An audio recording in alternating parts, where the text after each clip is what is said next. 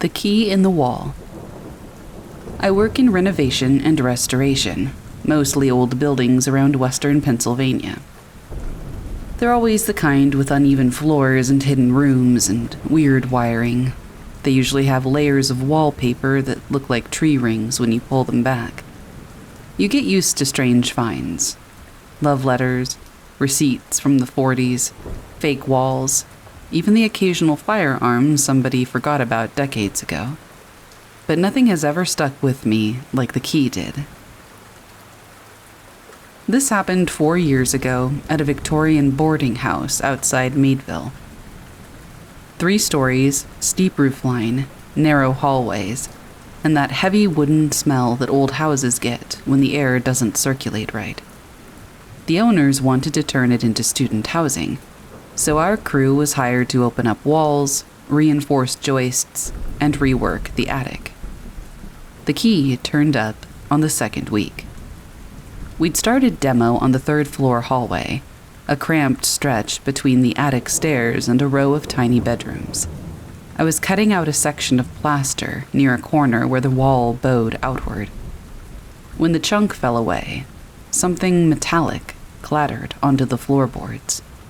It was a small brass key, heavy for its size, smooth from age, with a single loop on the top and teeth that didn't match any modern lock. It was the kind of key you might expect for a jewelry box or an old trunk, but certainly not a door. The strange part was where it came from. That section of wall had lathe behind it, solid wooden strips. There was no cavity where the key could have sat, no space between beams. It had been buried inside the plaster itself, like someone had hid it there while the wall was still wet. I should have handed it to the project manager, but instead, I put it in my pocket. Later that afternoon, while everyone else was downstairs hauling out debris, I stayed back to finish sweeping the hall. The floor was clean, the air still. Dust hung in the sunlight coming through a single narrow window. I remember feeling watched, but old houses do that. Too many corners, too many shadows. The key tugged at my attention, and for reasons I still can't explain, I pulled it out and held it up to the light. The brass looked darker, almost warm. I turned it over in my hand, expecting the usual reflective gleam, but the surface felt dull, like it absorbed the light instead of reflecting it. And then something clicked, something behind me. I spun around, but there was nobody there. But halfway down the hall, a door I knew was stuck shut sat slightly open. We had tried opening that room earlier in the week, and the latch hadn't budged. Now it gaped an inch, just enough to reveal darkness inside. I should have called for someone, but I didn't. Instead, I walked toward the door. Every step felt heavier than it should have.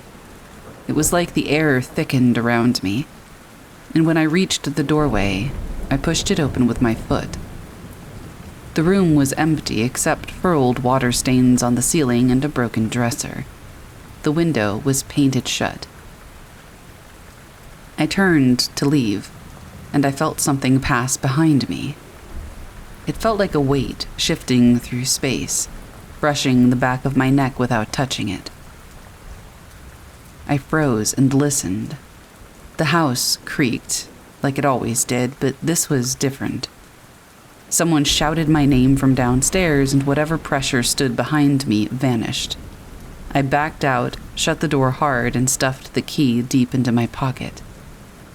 That night, I heard voices. Not at home, but at work. I would come in early the next morning to avoid questions about the key, and when I did, the house was empty except for me. As I climbed the stairs, these faint voices drifted down from the 3rd floor. It wasn't a conversation, and it certainly wasn't English. It was like threading sounds, rising and falling, weaving through each other with no clear pattern. I waited at the second-floor landing, listening. The whispers stopped, followed by soft, deliberate footsteps. They moved past the top of the stairs, across the third-floor hall, and then faded. I should have left, but instead, I went up. The hallway sat quiet and bright in the morning sun. There were no footprints in the dust that we hadn't swept yet, so no one was hiding in the rooms, and nothing was out of place. Except the key. I had left it in my toolbox the night before, but now it sat in the center of the hall, teeth pointed toward me. I didn't touch it at first. Something in me understood that picking it up again meant inviting whatever followed it. But leaving it there felt worse almost, like waiting for something else to make the next move. So I reached down. The metal burned cold. The door beside me, another stuck one, creaked open. Just a sliver. Just enough. Inside the room, shadows gathered in the corner. Not shapes or figures. More like darkness folding into itself, stretching upward as if trying to take form.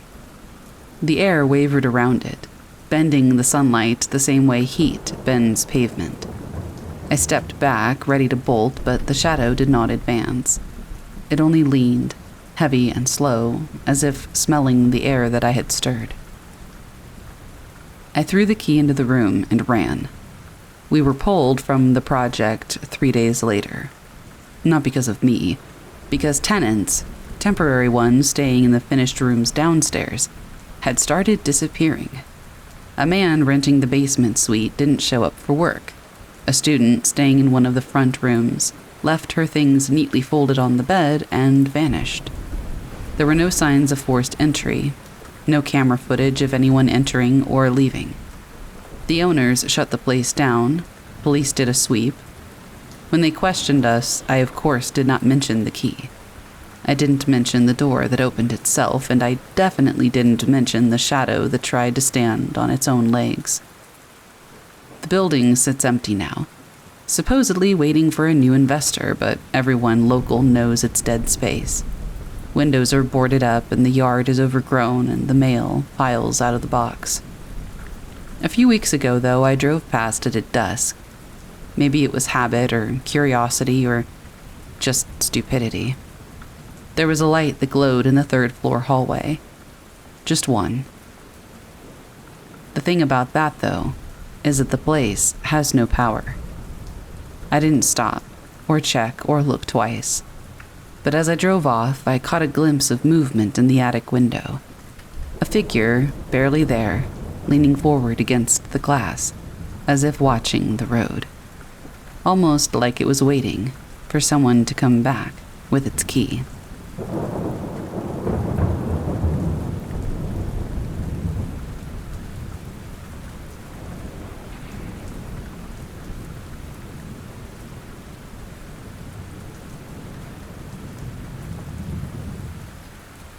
The Visitor in the Mirror. When I was 16, my mom went through a phase where she dragged me to every estate sale within a 30-mile radius of our town in northern Michigan. Most of the places we went were old lake houses or split levels from the 70s, with carpet that smelled like mildew.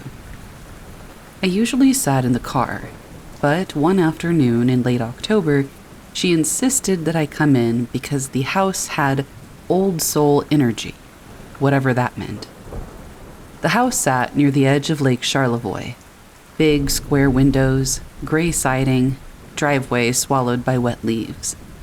Inside, it felt like nobody had lived there for years.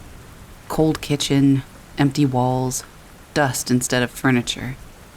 The family running the sale kept saying the owner had been a collector, which seemed like a polite way to say hoarder because the upstairs was packed with boxes and weird antiques. And that's where I found the mirror. It leaned against the wall in a back bedroom, oval frame and tarnished brass, maybe 3 feet tall. The glass wasn't cracked, but it had these dark swirls near the edges, like smoke frozen inside the silvering. I touched it and felt this static prickle run up my hand. I told myself it was the dry air.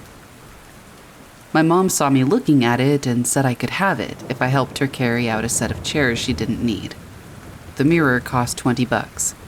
I had no reason to want it, but it felt like it belonged in my room. It's hard to explain without sounding stupid. We got it home and cleaned it and propped it against the far wall in my bedroom. For the first day or two, it was just a mirror. A pretty one, even with the discoloration, but on the third night, something changed. I was doing homework on my bed and I glanced up. The mirror showed my room, same as always, except the angle looked a little off, like the ceiling was higher or the walls sat farther apart. I thought I was imagining it until I noticed a shape on the floor that wasn't really there. Near the baseboard, in the reflection, something hunched low to the ground and moved beside my dresser. The shape was vague, more like a dark patch shifting across the carpet. But when I sat up straight to look at the actual floor, nothing was there. But the mirror still showed the movement. I told myself the mirror was warped. Old glass does weird things. I went back to studying. Later that night, I stood in front of it to get ready for bed. The air in my room felt still. I brushed my hair and watched myself in the glass. For a moment, everything looked normal. And then my reflection fell behind. Not by much, just a fraction of a second. I lifted my hand and my reflection followed, but a beat late. I leaned in. My reflection leaned in, but slower. Sometimes mirrors do that trick where your brain misinterprets the timing, so I stepped back and shook it off. I lifted both hands fast. This time, the reflection didn't move at all. It just stared back at me with this dull, flat focus, like it didn't understand what I expected from it. A cold wave ran through me. I blinked hard. When I opened my eyes, the reflection was back to normal, moving with me, mirroring correctly. I almost convinced myself I'd been tired. The whispering started 3 nights later. It happened after midnight. I was half asleep, drifting, when I heard this faint, breathy sound. Not words exactly, but not tone either. More like a voice trying to practice sound without meaning. I sat up and looked around. The house was quiet, my parents were asleep, the vent was not blowing. The whispering continued, and I traced it to the mirror. It wasn't coming from the glass, not like something inside it was speaking. It was more like the sound filled the air right in front of it. Soft and repetitive and almost curious. I remember sitting there with my back against the headboard, staring at that oval shape in the dark and feeling the same way I'd once felt when I saw a raccoon staring at me through a window. Studied. I slept with the light on after that. Things escalated slowly, which somehow made it worse. I'd walk past the mirror and catch extra movement. Not shadows, but more like another version of my room shifting out of sync. A blanket crumpled differently in the reflection than it did on my bed. The window blinds hung at the wrong angle. The door looked open when mine was closed. But the worst moment came one early morning when I was rushing for school. I was half awake, brushing my hair, not looking closely at much of anything. I reached up to tie my hair back. In the mirror, the reflection didn't lift its arms. It stood perfectly still. I froze. My hand hovered near the back of my head. The reflection kept staring forward, shoulders relaxed, arms down. No movement. And then, its mouth opened. That same whispering poured out, but now there was a shape to it. Not a language that I could recognize, but intent. I didn't think it was trying to scare me. It sounded like it was trying to repeat something, learning and maybe testing me to see what kind of reaction it could pull from me. I backed up until I hit the door frame. The reflection's mouth closed, and then, this is the part I remember the clearest, it tilted its head in a way that I've never done. A slow, stiff little angle, like it was checking a box, completing a step maybe. I threw a blanket over the mirror that morning and told my mom I didn't want it anymore. She asked why, and I made up something about the frame staining my carpet. She sold it at her next yard sale, and I didn't think about it for years.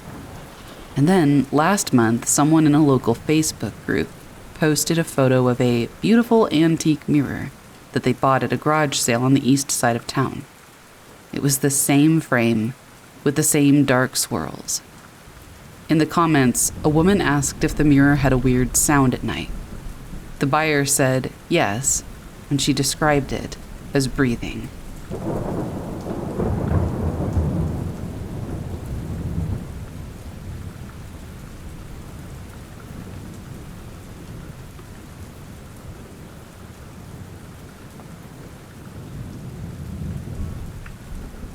My navigation system took me somewhere that wasn't on the map. By Brandon C.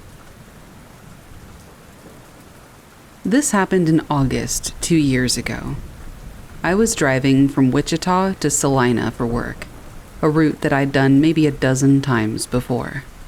It was a straight shot up I-35, about an hour and a half, dead simple. I left around 7 in the evening because I had an early meeting the next morning, and I wanted to get settled into my hotel. About 40 minutes in, just past McPherson, my GPS started acting weird. The screen flickered, and the route changed. Instead of staying on the highway, it was telling me to take the next exit. I figured it was trying to route me around an accident or construction. Sometimes the app does that, so I took the exit. The road that it directed me onto was a county highway. It was 2 lanes with no lights and farmland on both sides. Very normal Kansas landscape. The GPS said that I would save 12 minutes taking this route. I followed the directions. After about 5 miles, it told me to turn onto a smaller road. This one was rougher and less maintained. Still paved, but only barely. I should have turned around then. I knew the general direction to Salina, and this felt wrong. But the GPS was insistent, and I stupidly trusted it and kept going. The road got narrower. The farmland gave way to emptier terrain. There were no houses or lights anywhere except my headlights. The GPS kept giving me turns. Left here, right there. I was completely turned around. I tried to pull up the map view to see where I was, but the screen kept glitching. It just showed my blue dot on a gray background with no roads marked. After maybe 20 minutes of this, I came over a small rise and saw lights ahead. Bright lights, white and steady, arranged in a pattern I couldn't quite make sense of from a distance.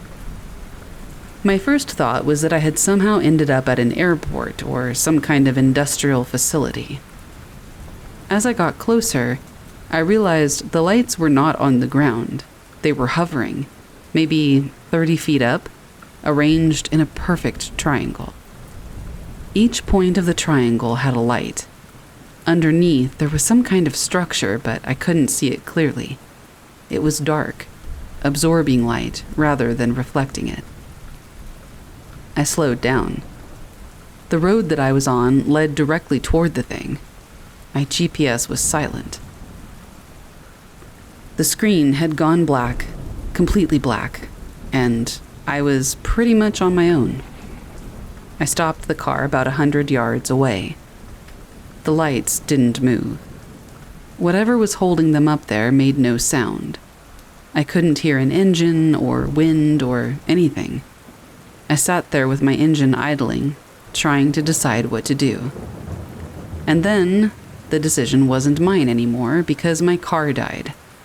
The engine shut off, the headlights went out, even the dashboard went dark. I tried to restart it, and nothing happened. The key wouldn't even turn. I checked my phone. Dead. Completely drained, even though it had been at 70% charged about 2 minutes before. I was sitting in a dead car in the middle of nowhere, staring at something that I couldn't explain, and I'm not ashamed to say that I was terrified. The lights from the triangle were bright enough that I could see the road and the empty fields around me. I could see my hands shaking on the steering wheel. I honestly don't know how long I sat there. It could have been 5 minutes, it could have been 5 hours. I completely lost track. But at some point, I realized the lights were changing. They were getting brighter. The whole triangle was descending slowly toward the ground. Finally, my survival instinct kicked in. I got out of the car, and I started walking back the way I'd come, almost at a jog. I didn't run because some part of me thought running would make it worse. I kept my eyes on the road ahead, and I didn't look back. I walked for what felt like forever. My sense of time was completely gone. Eventually, I saw different lights in the distance. Normal ones, street lights, so I kept walking toward them. I came out on a highway. There was a gas station about a quarter mile down the road. I walked to it, and I went inside. The clerk asked if I was okay, and I said my car had broken down.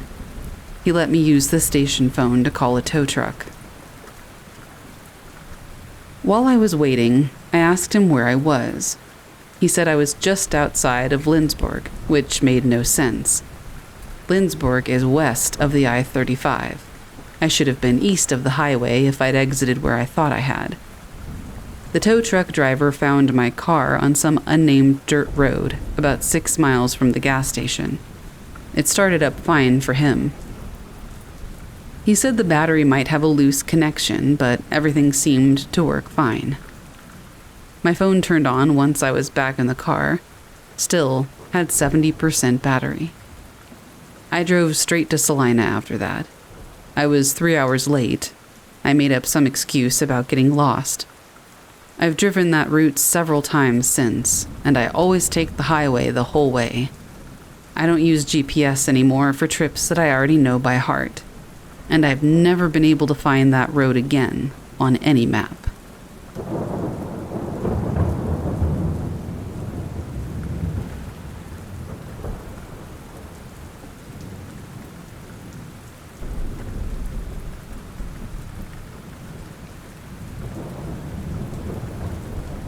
I've always been into ghost hunting and paranormal stuff, so when I got the chance to investigate the Stanley Hotel in Estes Park, famous for its hauntings, and as the inspiration for Stephen King's The Shining, I was beyond excited. Especially since I managed to book room 217, the room where King himself stayed and experienced unexplained phenomena. The Stanley Hotel is this grand old place, steeped in history and, of course, ghost stories.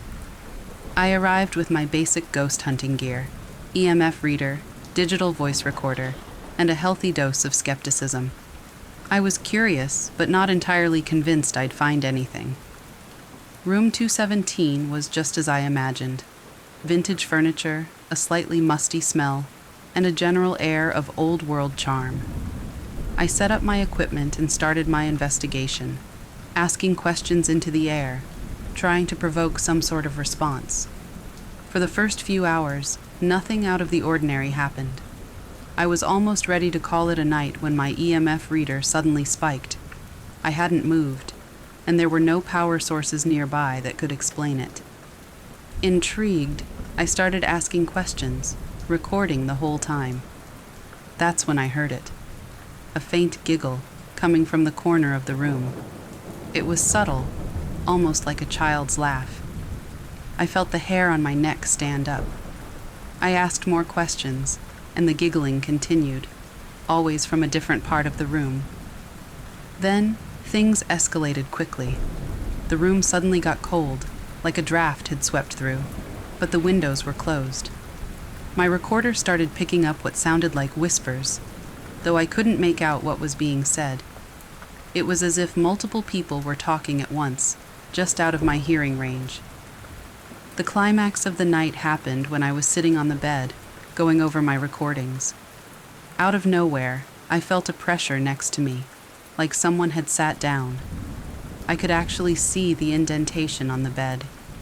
I was frozen, a mix of fear and fascination. I reached out, half expecting my hand to pass through thin air, but there was a definite cold spot. I spent the rest of the night awake, listening to the sounds of the room.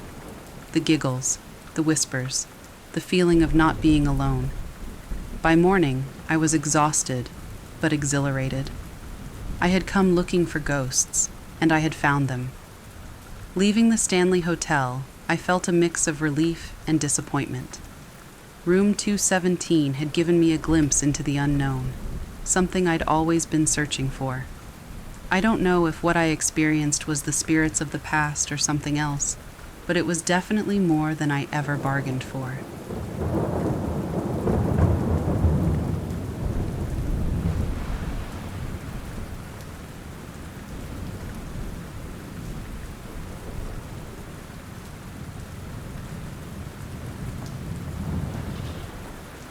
Last year, I was backpacking deep in the mountains in Montana. I was near Libby, Montana, about 3 hours west of Glacier National Park. I was hiking alone, and I expected to encounter bears, moose, etc. I'm experienced, and I know how to handle them, so I wasn't scared. But this time, I was way out in the middle of nowhere, with nobody around for miles. Also, no cell service anywhere, and I didn't have my emergency beacon with me. Usually, I expect to see other hikers on the trail, but not here. Nope. I was out there completely alone, and I knew it. Well, it was like 9 miles to my camp up at Cedar Lake. About halfway, the trail opened up, and I was in a somewhat clear area and had better visibility of what was around me. There were still trees and green undergrowth covering the ground. A few minutes later, I see something quickly scurry across the trail, maybe 50 feet in front of me. I stopped, froze, and waited. The creature noticed me, and then stood up in the undergrowth, but still almost completely covered by the tall grass and shrubs. It was about 3 feet tall, pitch black, 50 to 60 pounds, and obviously very quick and intelligent. I assumed it was a baby black bear at first, so I didn't move or make a sound, and I got my bear spray ready, fully expecting an angry mama bear to come roaring out of the trees at me. But thankfully, that didn't happen, because I surely would have been attacked or at least bluff charged. All I could see was its face through the tall grass. The creature stared at me invasively for about 30 seconds. I was staring back at it. I didn't move a muscle. Then, suddenly, it huffed loudly at me and then ran through the grass up the side of the hill, and I never saw it again. The sound it made was a lot deeper than you would expect from something that small. It was like a bear's growl. You could almost feel it inside your chest. Very unsettling. I stood there silently and waited for another few minutes to see if Mama Bear was nearby and that it was indeed a cub, but nothing came. I gingerly passed through that area on the trail and kept hiking. My research tells me it may have been an otter or a mink, but I've seen them before, and this wasn't like anything I've seen before. It was the way it moved. I only saw it for a second, but it almost slithered on the ground like a reptile, and then stood up on its hind legs and watched me, making me feel really uncomfortable. There was something sinister about it. I checked for tracks, but couldn't find any. I have no idea what that thing was.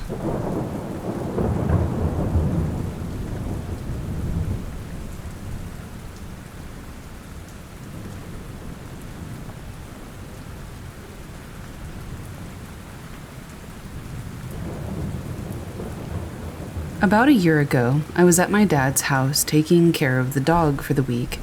He was gone camping with some friends and my sister.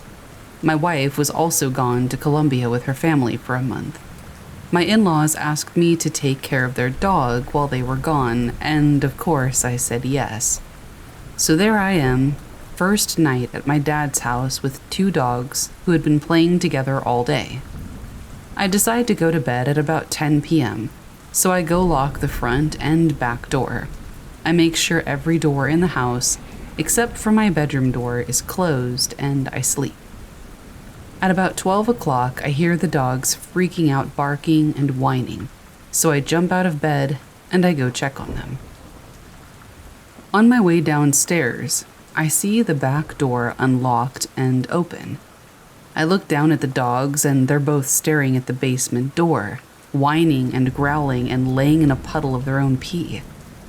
I see that the basement door is open, so I have 911 ready to be called on my phone and I go downstairs. I search around for a while, not even sure what I'm really looking for, until I decide to go back upstairs and clean off the dogs. At maybe 1 o'clock, the dogs are finally clean and no longer focused on the basement. So I make sure the basement door is latched and I go back upstairs, after making sure the back door is locked as well. At about 2 a.m., I once again hear the dogs barking and freaking out, so I run downstairs. Once again, I see the back door wide open, and so is the basement door. But this time, both dogs are staring out the window looking into the backyard.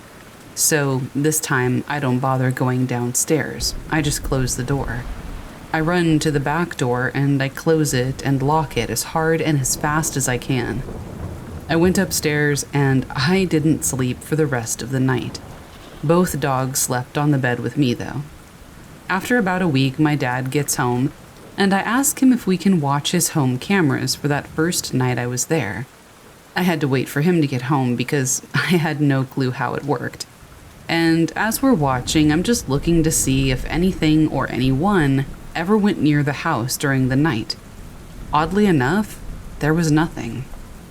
The only weird thing was that at about 12 o'clock, so midnight, and 2 a.m., the back door randomly flings open, with nothing going in or out. But the scary part is that from a different camera in the house, we can clearly see me lock the back doors every single time. No issue with the lock any other day, before or since.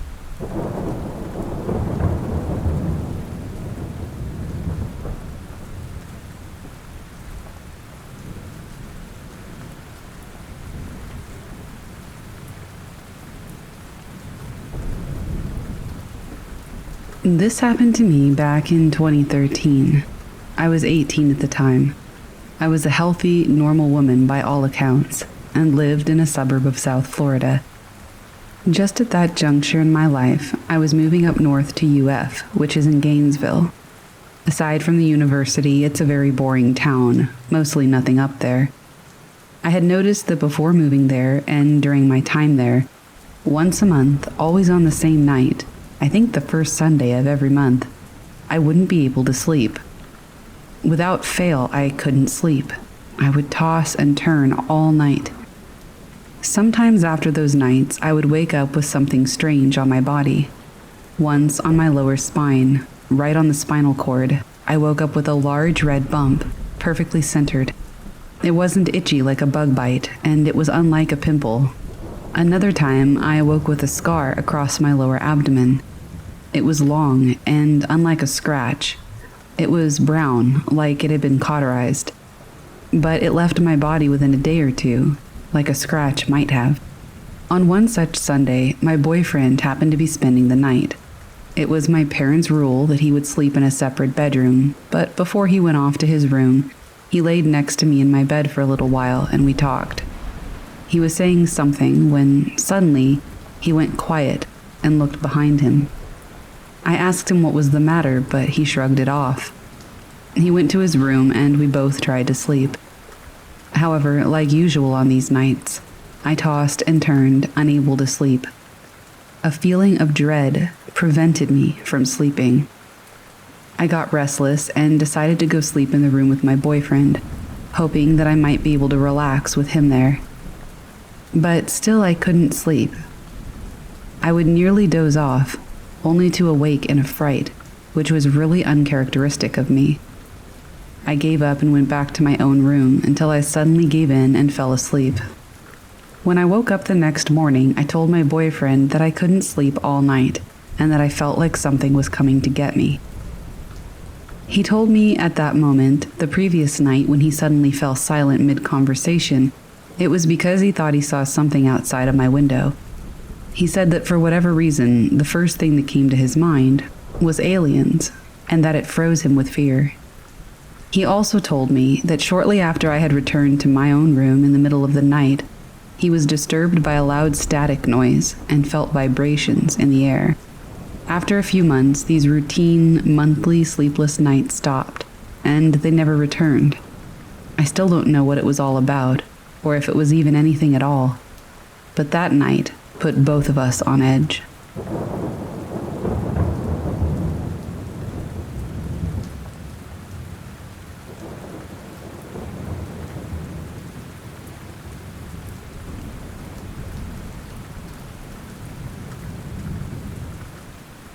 Just this weekend, my cousins from the city in Pittsburgh, Pennsylvania, visited me and my family down here in southern Pennsylvania, near Maryland.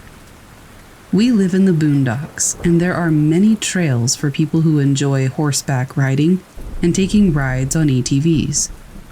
When my cousins got to my house, we decided to go exploring toward my neighbor's house, who lives in the middle of the woods, isolated in a log cabin. We walked a trail the whole way up there for about a mile, joking along the way. Let me give you a little backstory about the place. Back in the 1800s, there was a bar and a few small cabins for people to stay in. A group of men got drunk one night and attempted to shoot bottles off of each other's heads. People died, and the wives of the men who had died burned down the bar and the cabins, then were later hanged by the bar owners. This happened right below where we were exploring. Legend says that the women and the people who died in the fires still lurk around the forest. Another incident took place in the 80s or 90s. A teen was driving really fast with his friend at that exact same location as where the bar incident took place. The teen crashed into a tree, beheading his friend, but leaving him alive.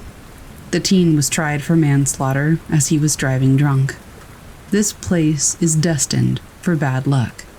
So we're exploring on this trail, approaching the house. As we approached, we heard a very distant whistle, but we thought nothing of it, as it is spring and it was warm on this day, so there were birds around. But when we stopped to take a break, we heard twigs snap. We all froze as a giant branch fell, and then the tree. It was a dead tree that was easy to push down. I looked behind and saw a human figure.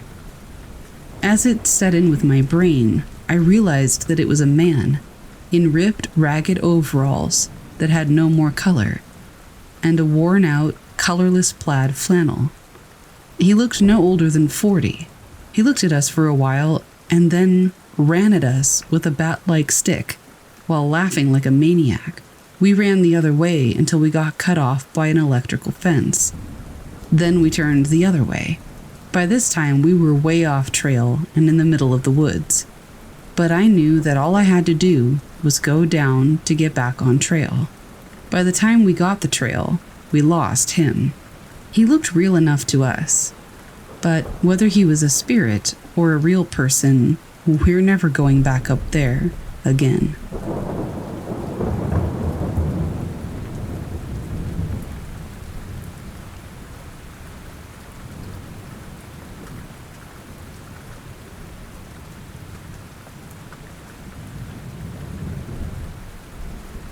My family owns a large piece of land in Missouri. It's near the highlands, but partially on the plains. It includes a lovely little chapel, a one-room schoolhouse, stables, and the plantation home. My family has owned the land for years. I grew up spending school breaks there. It was always enjoyable, regardless of the hard work I had to put in. Every Halloween, my family would do a local hayride and barbecue. It was great fun, and everyone loved it. We decorated the entire property. The schoolhouse had all the original desks and materials left in it, so we tried to utilize it the most, and the plantation home secondly. It wasn't super structurally sound, so we kept everybody on the first floor. Only family was allowed on the upper floors. Us cousins loved to set up and clean for the big night. The stables were a working area, so we left that to the adults. Nobody went inside the chapel because we wanted to make sure that it stayed in its original good condition. So we'd put up a fake little graveyard, and that was about it. The school was abandoned, and the house was a walkthrough. When I was 16, I was helping set up the walkthrough. It was cheesy but fun. I was cleaning the ornate mirrors on the first floor when I heard laughter above me. Figuring it was my cousins, I kept working. I would hear the footsteps of them moving and their laughter for a while. When I got done, I called up that I was going to go help outside, and I heard, "All right, see you later," and more laughter. I walked out smiling because I found it cute that they were so immersed in the home. Imagine my confusion then when I walked into all 4 cousins at the main house. I asked them how they had beaten me back, and they looked at me like I'd finally lost it. They told me that they'd been working on the chapel graveyard, and they'd been nowhere near the walkthrough. I told them it wasn't nice to try to trick me. We left it at that and continued on for the day. I only realized we weren't alone when I got a call from my youngest cousin, asking why I was running around upstairs in the plantation home. I got deathly quiet. When she asked me again, I could only say, "I'm not even on the property. I'm in town." To this day, we've never figured out who exactly lives upstairs. They don't cause harm, but they do enjoy their mischief. Anymore, we keep in constant contact when we're visiting, just to be sure we know who we're dealing with. Or what.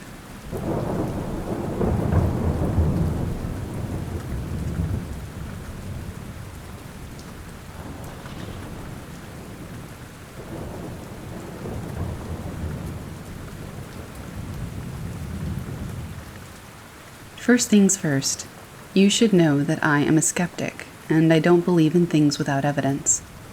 I prefer to think rationally, and I'll try to debunk anything before I put too much stock in it. I do, however, have a story that I can't explain. In 2010, I was in my early 20s living in Southern California and working for a computer and phone company with big fancy mall stores. Come on, you probably know the one, right? We nicknamed it the fruit stand. Anyway, we'd just come out with a new phone that was in high demand. Part of working in this store was giving a personalized experience to each customer who purchased a product, and helping them get it set up if they so desired. One day, I remember taking a customer for a new phone.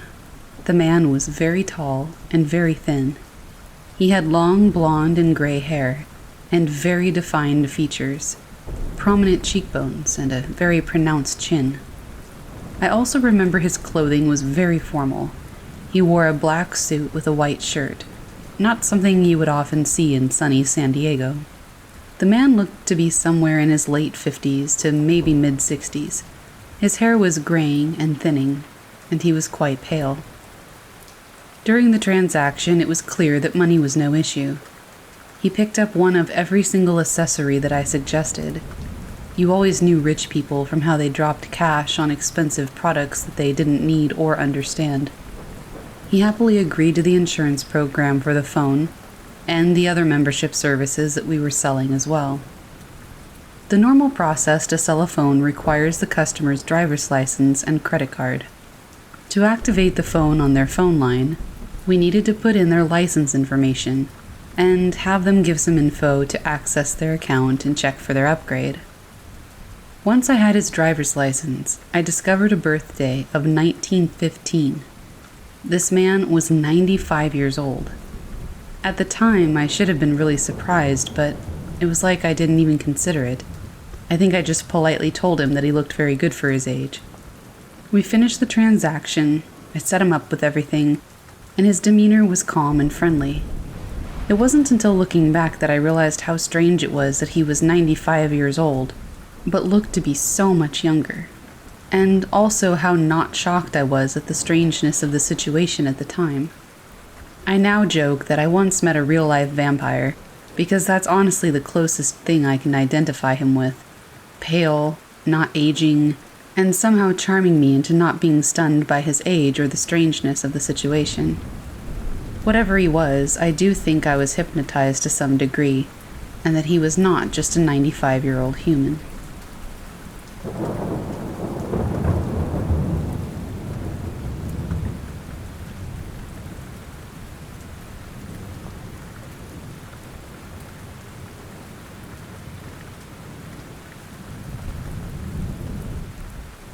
I was a sophomore in high school when this happened, and I haven't gone back.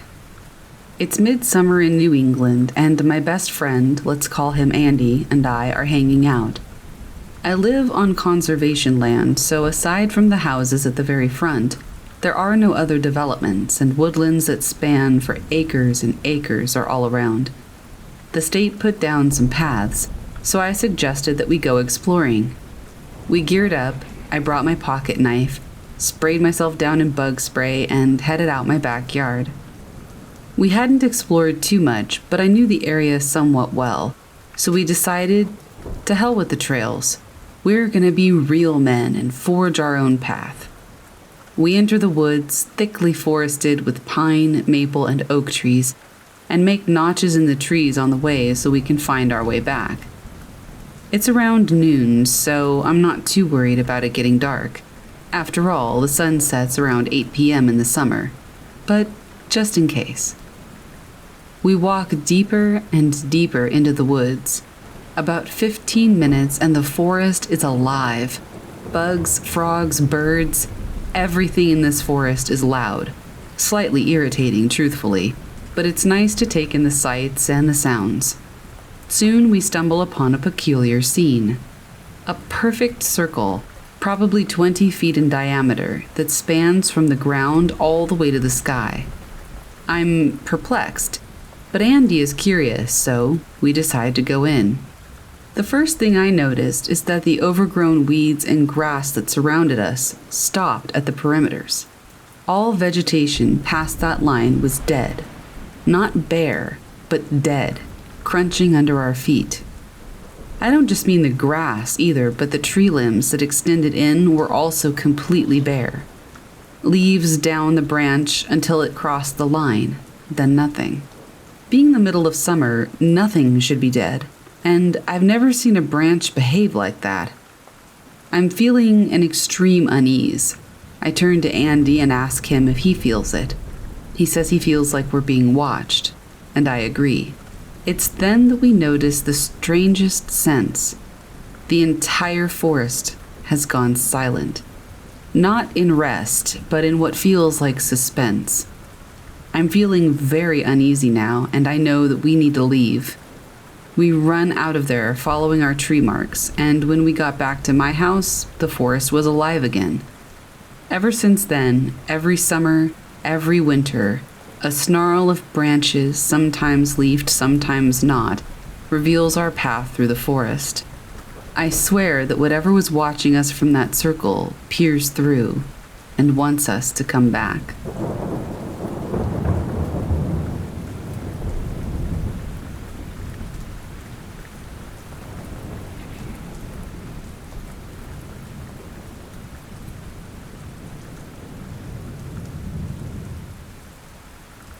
Over the course of 2 years, I've had weird dreams about a very specific creature lurking in the attic.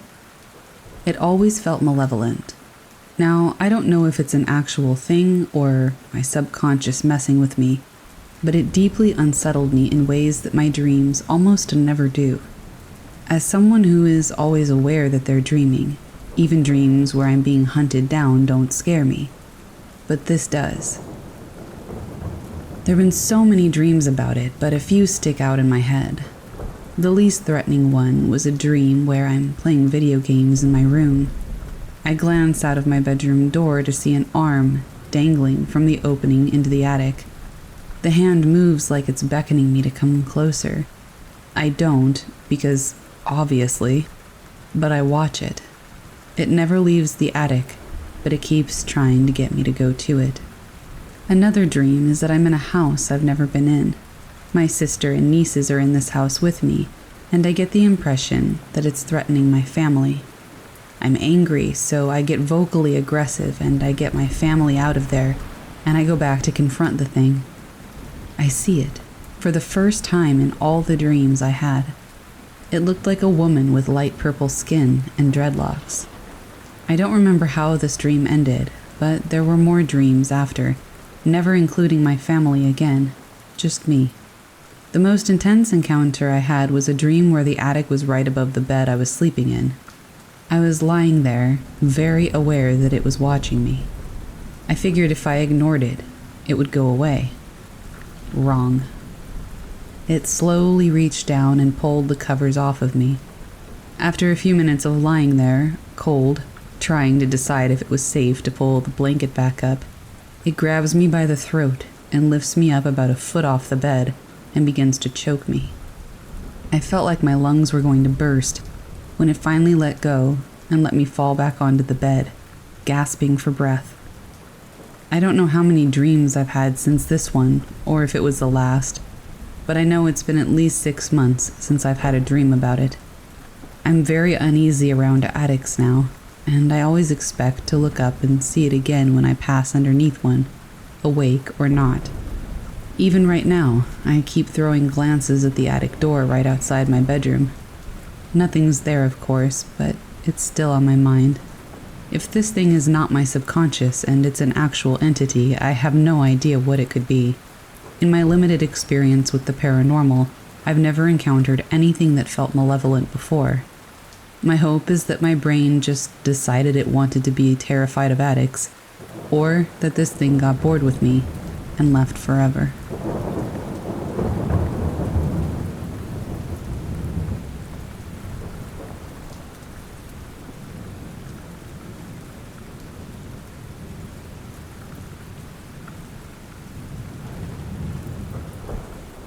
This happened a few months ago, and it's really been bugging me. I was out hiking and rappelling with a friend in the hills area near Tombstone. I want to mention that I have spent quite a bit of time solo hiking and camping. I'm used to hearing noises and brushing it off. Anyway, it's late afternoon, and I'm the first one to rappel down. I got to the bottom, and while my partner was getting ready to follow, we heard this noise that I would describe most like a growl or a snarl. It sounded like it was coming from the ridge above both of us. If facing the cliff, it sounded like it was coming from the right side. We both looked around, but didn't see anything. I encouraged him to come down, and I even half joked that it was probably just a bear or a mountain lion. At that point, I wasn't even feeling that nervous. I figured that once the two of us were together again, we would be pretty intimidating to an animal. While he rappelled down, I heard a loud crash to what seemed to be parallel to me on my left. By this point, I'm starting to get pretty scared, because this sound was getting closer and closer. Somehow, it had gone from right to left, on an exposed cliff face without either of us seeing it. He successfully rappelled down, and we both agreed we needed to get out of there. We still had a steep downhill climb to the car. We packed up the gear as fast as we could. As we get our packs back on, we heard what sounded to me like a howler monkey. The noise was close, and we still couldn't see what was making it. Of course, it was from the direction that we needed to go. We hauled butt down that mountain and got in the car. I know that it can be pretty easy to let the mind play tricks, but we have the exact same account of what happened. Both of us are really familiar with what's out there, and we've never heard anything like it. Now, this is the part that I hesitate to tell, because I know it sounds even more insane. But we both heard whispering and giggling, like it was right next to us, but we still couldn't see anything. I keep trying to explain to myself that our minds just played a trick. The same trick, but a trick. The first noise I would chalk up to maybe a bear or a mountain lion. Animals are stealthy. They could run in front of us without us noticing, I guess. Something else could have fallen to the right side. What made that monkey noise, though? I don't know. And why do we both say we heard whispering? I don't know. I don't know if anybody else has creepy experiences in Arizona. I want to believe somebody was just pranking us, but there wasn't a single other car in the parking area. My friend believes that we experienced something supernatural. I honestly have no idea what to think.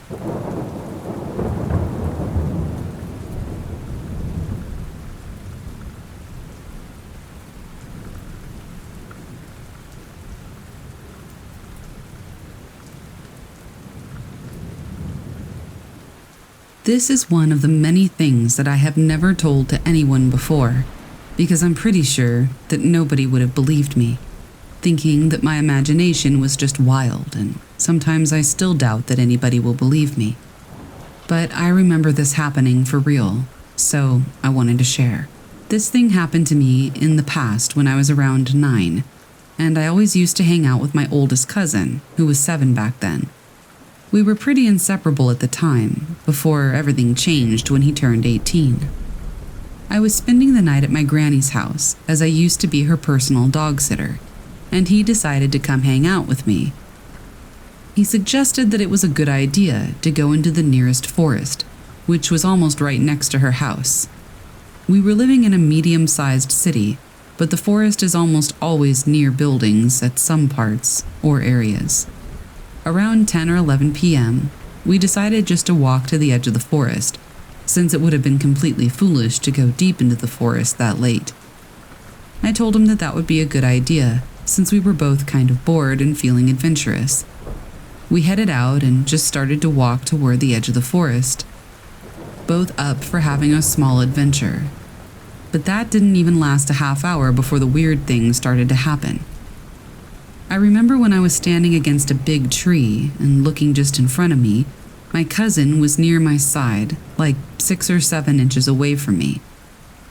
I was looking in front of me, and I felt like I was searching for something. I'm still unclear of what exactly it was, but I was just looking. All of a sudden, I saw red eyes staring at me from out of nowhere, but they were really far from us.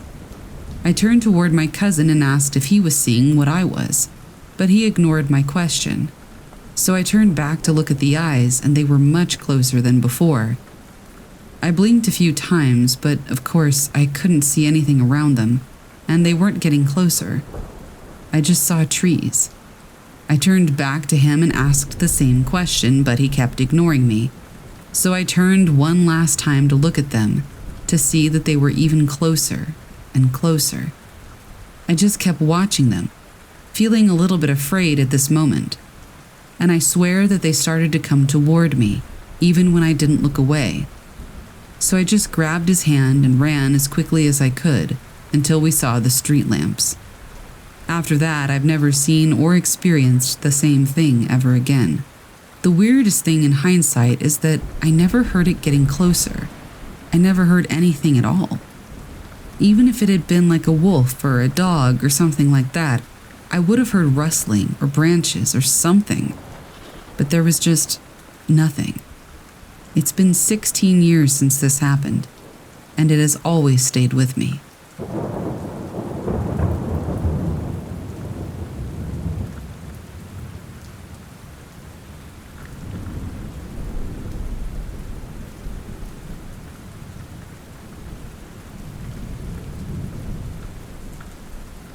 Something Keeps Playing with Her Toys by BossBabe868, posted to r/paranormal. Something has been following us around since my toddler was born. I became first aware of it when I was taking a picture of her sleeping on my chest, and the face detection software detected 3 faces. I convinced myself that it was probably a glitch or a reflection of some kind. So I left it at that.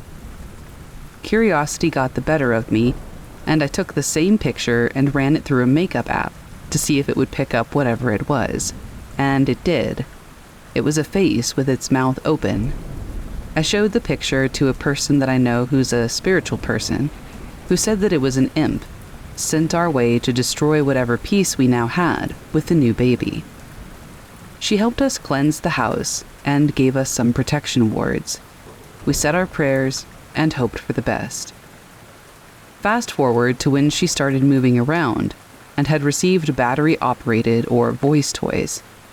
We have had to destroy many toys' voice boxes because they turn on and will not stop, even with the batteries taken out. It was her grandmother who heard it first. The baby's electronic swing would start on its own and play a lullaby.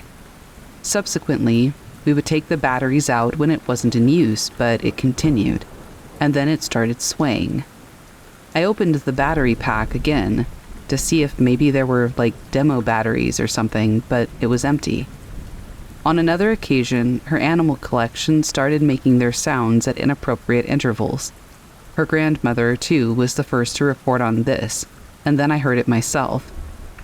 I thought that maybe it was the result of the batteries being old and triggering themselves, but there were no batteries in there. The toy dog started barking in my hands.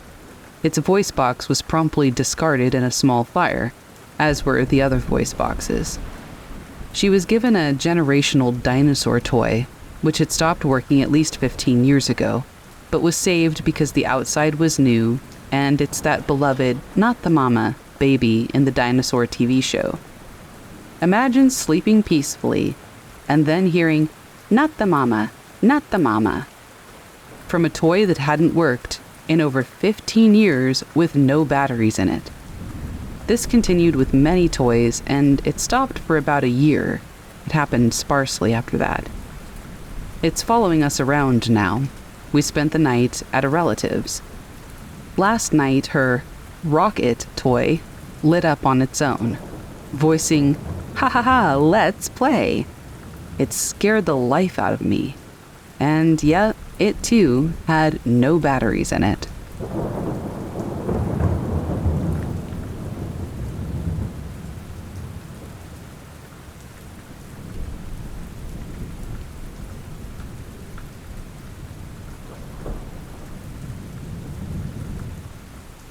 My grandmother would always tell me about knocking that she would hear, either a few days before or moments before somebody close to her would pass away. It would usually be around 3 knocks, in no particular place. She said that she would sometimes hear it at the back door, behind the wall, or coming from outside. My grandmother had always kind of had this weird gift to see and experience things that were, I guess, paranormal, for lack of a better word. She would always tell me her experiences, and me, being not the bravest person on earth, would get so scared I wouldn't be able to sleep well for days. I always thought the knocks were interesting whenever she told me about them, because not long after, it usually happened. Someone would die, or she would complain for days that she wasn't sleeping. Then the knocks would happen, as well as other weird things. I was very open to the idea of these knocks due to the fact that evidently people sometimes passed away after, and I believed that things like that could happen. Last year, the 3 knocks happened to me. It was a Friday morning, and that entire week, my grandmother's sister, Sari, was fighting COVID in a hospital. Sari was the second closest thing to a grandmother for me, so I had a great love for her. I wouldn't say we were close, but there was that grandmotherly love that she had always given me. When I woke up, I was still between that state of being very sleepy, but also fully aware of my surroundings, as I wasn't asleep. I know that I had my back to the door of my room when I heard 3 faint but audible knocks on my door. I opened my mouth to say, "Yes?" and then it hit me like a train that I heard absolutely nobody walk to the door or open any of the doors we had in the hallway. And trust me when I say I have the loudest family, so I should have heard someone or something. My body froze, and a chill went right down my back. For a good minute, I was too terrified to move. I laid in bed for a while to listen if anybody would maybe walk away or open the door to confirm that it was indeed one of my family members. But nothing. Just silence after that. I even thought maybe it was my brother trying to scare me. But, long story short, exactly 3 days later after I heard the 3 knocks, my grandmother's sister, passed away in the morning.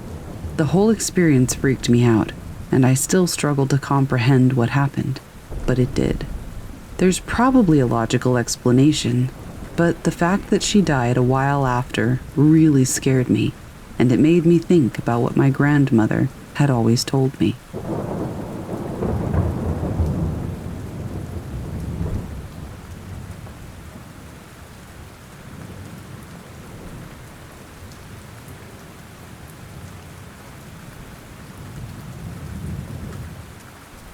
The Night We Chased the Lights by Anonymous. It was a clear night, one of those perfect settings for stargazing, when a group of us decided to head out to the old lake just outside of town. We had our blankets, a couple of coolers, and the kind of high hopes that only come with the promise of a meteor shower. But what we saw wasn't on any astronomer's radar. As the night deepened and the stars took their places, we saw it. It was a formation of lights moving across the sky in perfect synchrony. They were like glowing orbs, precise and deliberate. Not random like shooting stars. They moved together, as if they were connected by invisible strings, forming geometric shapes that shifted. Triangles, straight lines, a perfect circle, then dissolving into new formations. Everyone was mesmerized. We threw out guesses. Drones maybe, some type of new aircraft. But the silence, the absolute lack of any sound, made each guess seem more unlikely than the last. These lights moved with a smoothness that felt almost like it came from somewhere else, not Earth. A silent ballet performed just for us. We tried capturing it on our phones, but the cameras just couldn't do justice to what we were seeing. The lights were too distant. And it just turned our screens into patches of murky darkness, speckled with inadequate pinpricks of light. We got frustrated and gave up on photographing it and just watched. As the night wore on, we followed the lights from one end of the lake to the other, not speaking much, just pointing and hurrying to keep them in sight. Then, as suddenly as they had appeared, they began to ascend. They moved higher and higher until they were indistinguishable from the stars above. The walk back was quiet, everyone lost in their own thoughts. What had we just witnessed? Was there a rational explanation, or had we stumbled onto something truly inexplicable? We hit the internet hard that day, and the next, searching for anything that resembled our experience, but we really couldn't find anything that matched. It was like we'd shared a collective dream. To this day, we bring it up every now and then, especially when the night sky is clear and the stars are out. We half joke about going back to the lake, like we might somehow summon them back, but a part of me wonders if it's better to stay away and just let the mystery be. Still, I wonder what it was out there.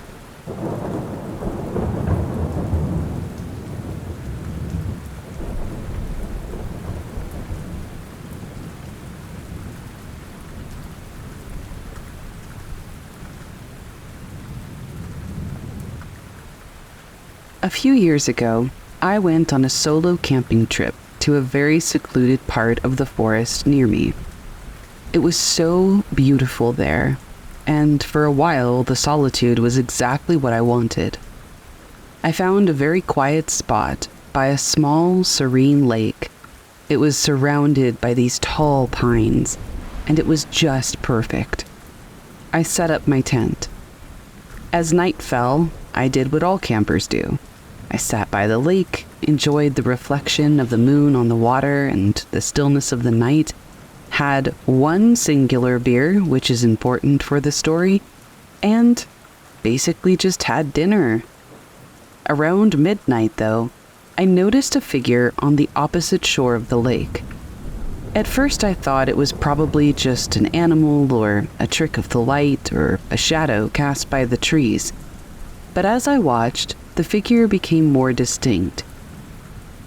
A tall, humanoid shape, seemingly clad in dark clothing, maybe a cloak, stood motionless by the water's edge. I grabbed my flashlight and aimed it toward the figure, but as the beam hit, the figure vanished. I was stunned and kind of freaking out, if I'm being honest.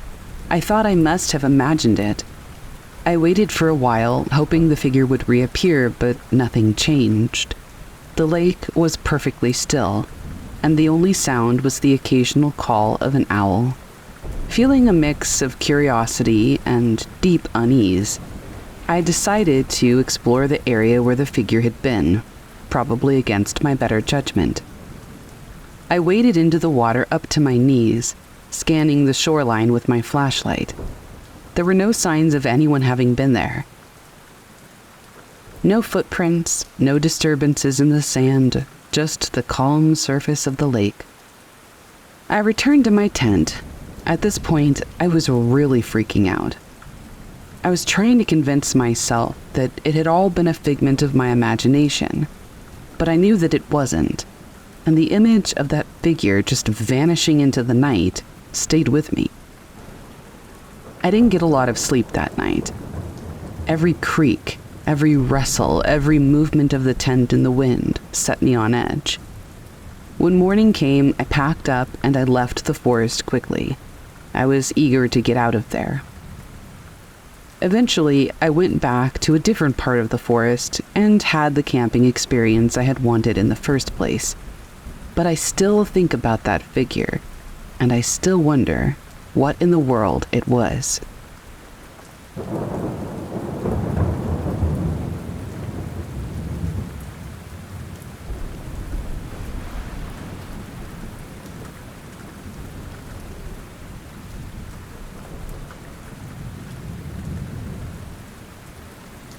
During a summer break, I joined a group of friends for a camping trip in an off-the-beaten-path forest area that we'd read about in an old hiking guide.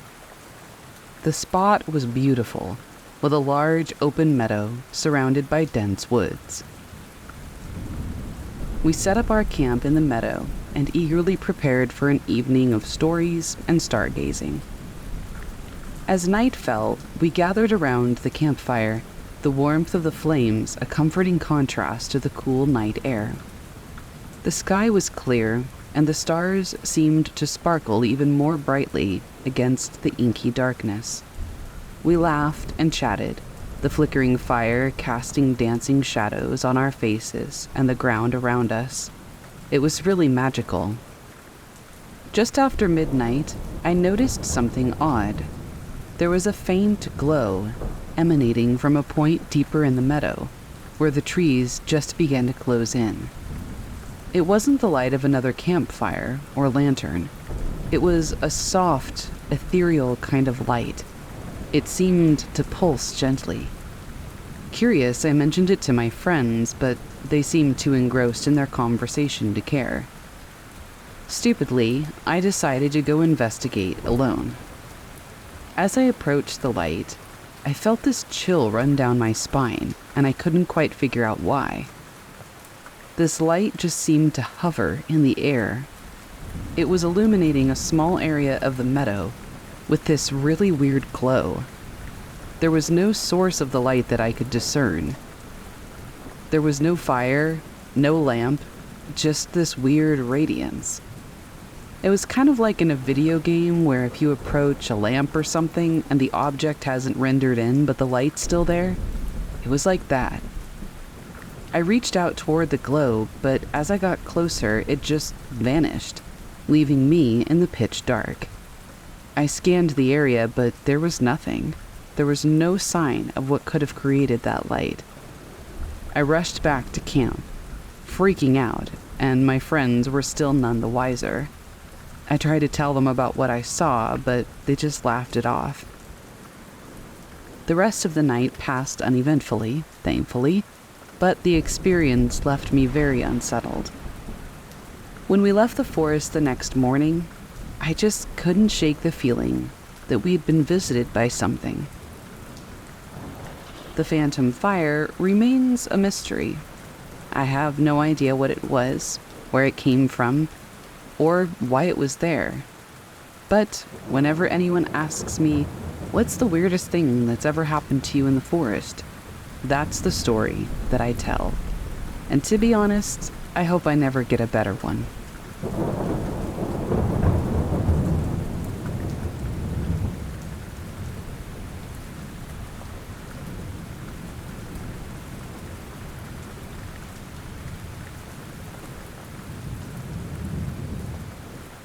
This is a memory that I have about my family going to the hospital in which I was about to be born.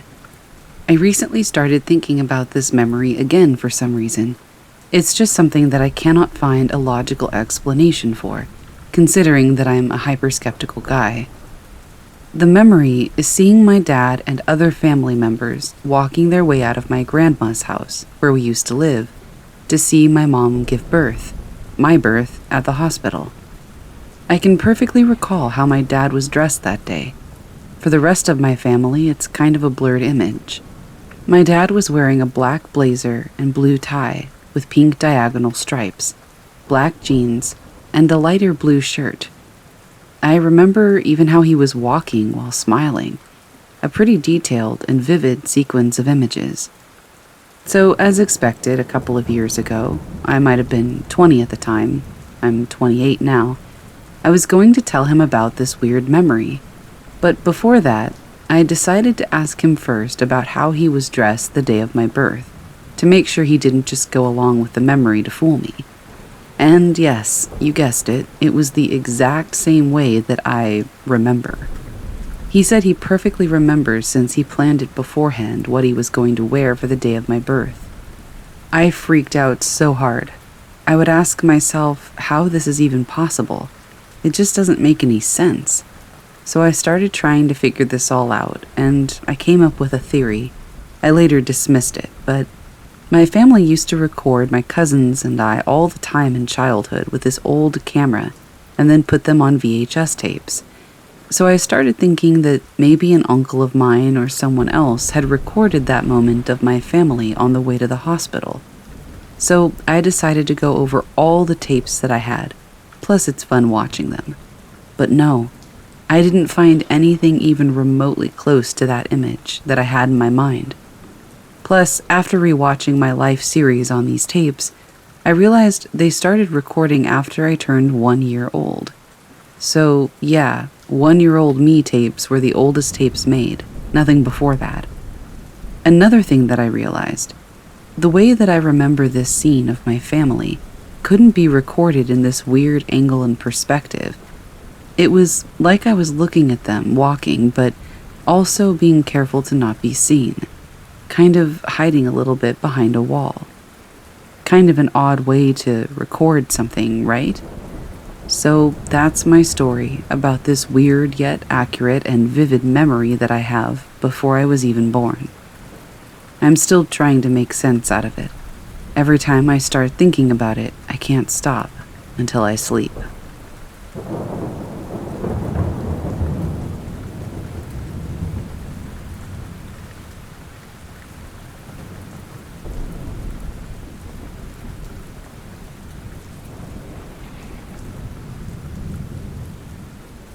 I work for a 200-year-old church. It's haunted. By Sanibel98. Posted to r/paranormal. The church campus I work at consists of the sanctuary, the office, an empty, decrepit house where the priests used to live that was later used as a meeting space until it was condemned, and a cemetery with the oldest graves being those of the War of 1812 soldiers. All of the buildings have stone exteriors. A priest died in the house in the late 1800s. He was old, so nothing nefarious there, but he still haunts the place, which seems odd to me, since he was a priest and obviously believed in heaven, so why stick around?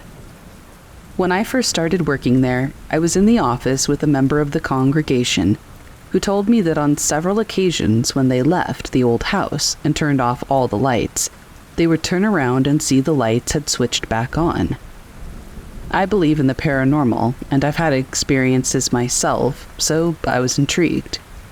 When I left the office that day by myself, I turned off the lights. At the last light switch, I felt an almost electric buzz through my finger. The office itself is old, so I wouldn't have been surprised if something wasn't grounded right or something. I didn't think anything unusual about it. I just noticed it. I went back to my desk to grab my things and lock the door, and the light switch I had turned off was on. Keep in mind, this was the same day as when I found out about the priest. I've tried asking him again to show me any sign that he's there, but he's never done anything else in the 4 years I've been working there. But without asking, I've seen flashes of light in a dark, windowless room. I'm not sure if this was pareidolia, but I saw a man cross in front of my headlights and then disappear. He had dark hair and was wearing a white shirt. I once unlocked the deadbolt on the door to the church, and when I went to turn the knob to go inside, something turned it the opposite way in my hand. This was during lockdown, so there was definitely nobody inside. I ran. I've seen motion detector lights outside turn on by themselves without anything that could trigger them, and when I've jumped in front of them waving my hands, they've never come on. I heard this one from my boss, who's a priest. The organist was practicing by themselves in the church when a pencil went flying across the room. My boss also told me that members have said that they've seen the priest looking out of the windows of the house. The dead one, that is. The decrepit house is supposed to be torn down within the next year or two. I'm not sure how or if that will affect the priest who won't leave. Maybe he finally will. Or maybe he'll just have a bigger area to explore. I guess we'll find out.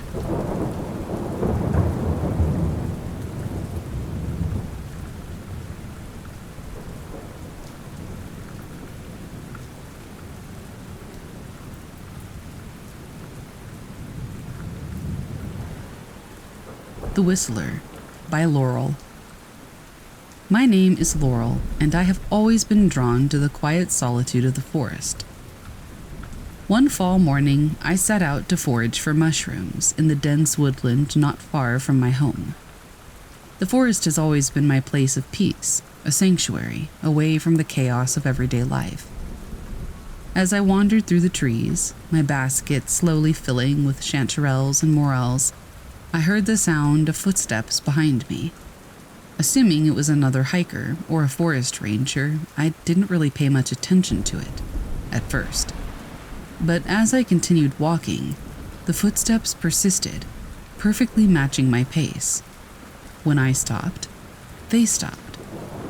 An uneasy feeling began to settle over me. I called out a hello, but I didn't receive a response. The forest was completely silent, except for those footsteps. I quickened my pace, hoping to distance myself from whoever or whatever was following me. But the footsteps kept up, never getting any closer or farther away, but keeping the same distance all the way. Then, I heard the whistle. It was faint at first, like a distant melody carried by the wind. But within moments it grew louder, as if the source was rapidly approaching me. The tune was unfamiliar, hauntingly beautiful, yet deeply unsettling. I spun around, expecting to see someone, but there was no one in sight. The woods were empty, yet the whistling continued, and now it was so close it felt like it was right beside me. Panic completely took over. I couldn't see anyone, but I could feel the presence. I could hear the whistle in my ear, as if someone was standing right there. In sheer terror, I ran. I sprinted through the forest, the whistling and the footsteps following me every step of the way. Branches scratched at my face and my lungs burned with the cold air, but I didn't stop until I burst out of the tree line and into the open. When I finally reached the safety of my car, I looked back. The whistling had stopped, and the woods seemed as serene as ever, but I knew what had happened. At least I knew what my experience was, even if I didn't know the source, and I knew that I couldn't go back. I couldn't risk encountering that invisible presence again, and to this day, I never have. Mushroom hunting used to be something that I loved, but now it's something I used to do. I don't know what it was out there, but I think I'm okay never finding out.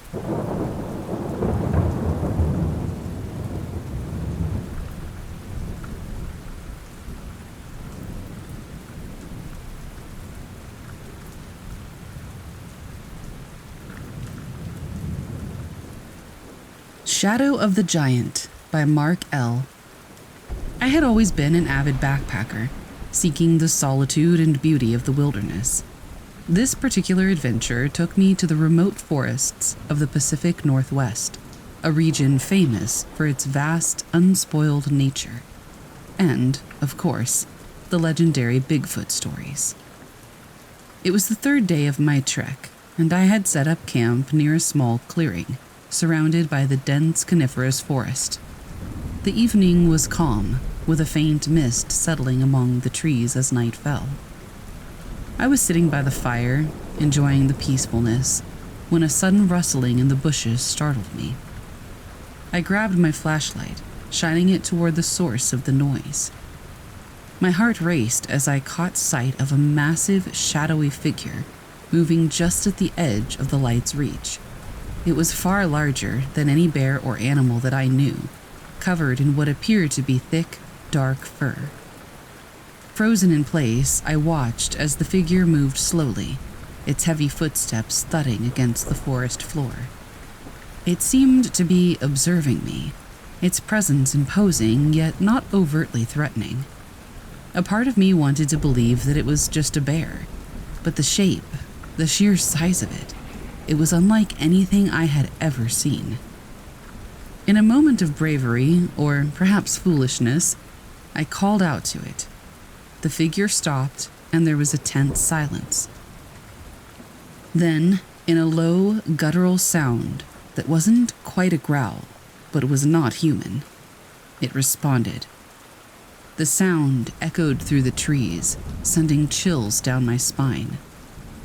I stayed still, not daring to move, as the creature slowly retreated into the darkness, the sound of its footsteps gradually fading away. I didn't sleep that night, my mind racing with what I had seen. Was it really Bigfoot, the elusive creature of legend, or just my imagination, fueled by the tales and isolation of the wilderness? At dawn, I ventured to where I had seen the figure. There, in the soft earth, were large footprints unlike any animal tracks I knew. They were deep and distinct, leading off into the forest. I followed them for a short distance, but soon lost the trail.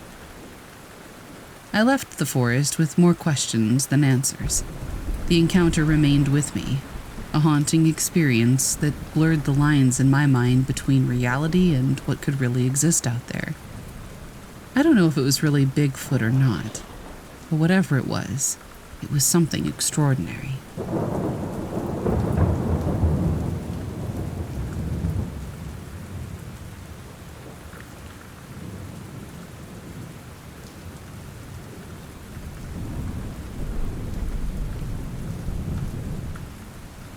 The Slavic woods have always been a place of mystery and folklore. As a child, my grandmother would tell me tales of creatures and spirits that dwelled within its depths. But the one story that always sent shivers down my spine was that of Baba Yaga. One summer, driven by youthful curiosity and a touch of bravado, I decided to venture deep into the woods to see if the legends were true. I had heard whispers of a peculiar hut that stood on chicken legs, and I was determined to find it. After days of wandering, I stumbled upon a clearing. In its center stood a wooden hut, its architecture bizarre and unsettling. It stood on two massive chicken legs, and as I approached, the hut began to spin, its windows and doors shifting and changing places. Gathering my courage, I called out, "Hut, hut, turn your back to the forest and your front to me." To my astonishment, the hut obeyed, setting down with its door facing me. I cautiously stepped inside and was met with an even stranger sight. The interior was filled with odd trinkets and herbs hanging from the ceiling, and there, in the center of the room, sat an old crone, her skin wrinkled and her teeth made of iron. It was Baba Yaga. She looked me up and down, her gaze sharp and calculating. "What brings a young one like you to my abode?" she cackled. Swallowing my fear, I replied, "I wanted to see if the legends were true." Baba Yaga laughed, a sound that was both eerie and mesmerizing. "You have spirit," she said. "But be warned, not all who enter my hut leave unscathed." We spoke for what felt like hours. She told me tales of the forest, of its spirits and creatures, and of her own ancient powers. I listened, captivated by her stories and the world she painted. As dawn approached, Baba Yaga looked out of her window. "It's time for you to leave," she said, her voice softer now. "But remember, the woods are a place of magic and mystery.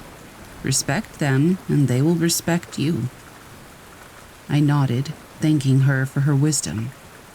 As I stepped out of the hut, it began to spin once more, and when I looked back, it had vanished, leaving only the whispering trees behind.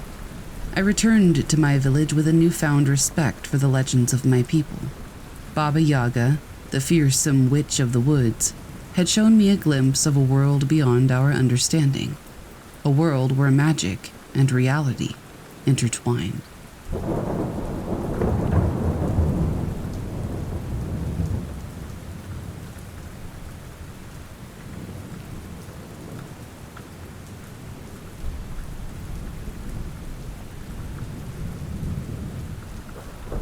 The North Sea was known for its treacherous waters and unpredictable weather, but for us sailors, it was also a source of livelihood. Our ship was a sturdy vessel that had seen many voyages, but nothing could have prepared us for that day. The morning started off calm, the sea reflecting the pale blue of the sky. We were making good time, the wind filling our sails as we navigated through familiar waters. But as the day wore on, a sense of unease settled over the crew. The waters grew darker, and the air became thick with tension. Whispers among the crew spoke of ancient legends, tales of a monstrous creature that lurked in the depths, waiting for its next victim. I dismissed these as mere superstitions, but I couldn't shake off the feeling that we were being watched. As evening approached, the waters began to churn. Massive waves rocked our ship, and a deep rumbling echoed from the depths below. And then, without warning, they appeared. Massive tentacles, each one the size of a ship's mast, rose from the water, reaching for the sky. The crew was thrown into chaos. Men shouted orders, trying to navigate away from the looming threat. But it was too late. The tentacles wrapped around our ship, pulling it closer to the abyss. The wood creaked and groaned under the immense pressure, and I could hear the terrified screams of my crewmates. I clung to the mast, my eyes fixed on the monstrous appendages that threatened to pull us under. And then, from the depths, it emerged. A colossal eye, black and unblinking, stared at us, its gaze filled with ancient malice. The world seemed to stand still in that moment. Time lost all meaning as we were held in the Kraken's grasp. And then, as suddenly as it had appeared, the creature released us. The tentacles retracted into the depths, and the sea calmed once more. We were left adrift, our ship damaged but still afloat. The crew was shaken, many injured, but miraculously everybody was alive. For some reason, we had faced the Kraken and lived to tell the tale. The rest of our journey was a blur. We made our way back to port, our ship a testament to our harrowing encounter. Many dismissed our tales as the rambling of traumatized sailors, but we knew the truth. The North Sea still calls to us, its waters filled with promise and peril. But we sail with caution, always aware of the ancient terror that lurks below, waiting for its next prey.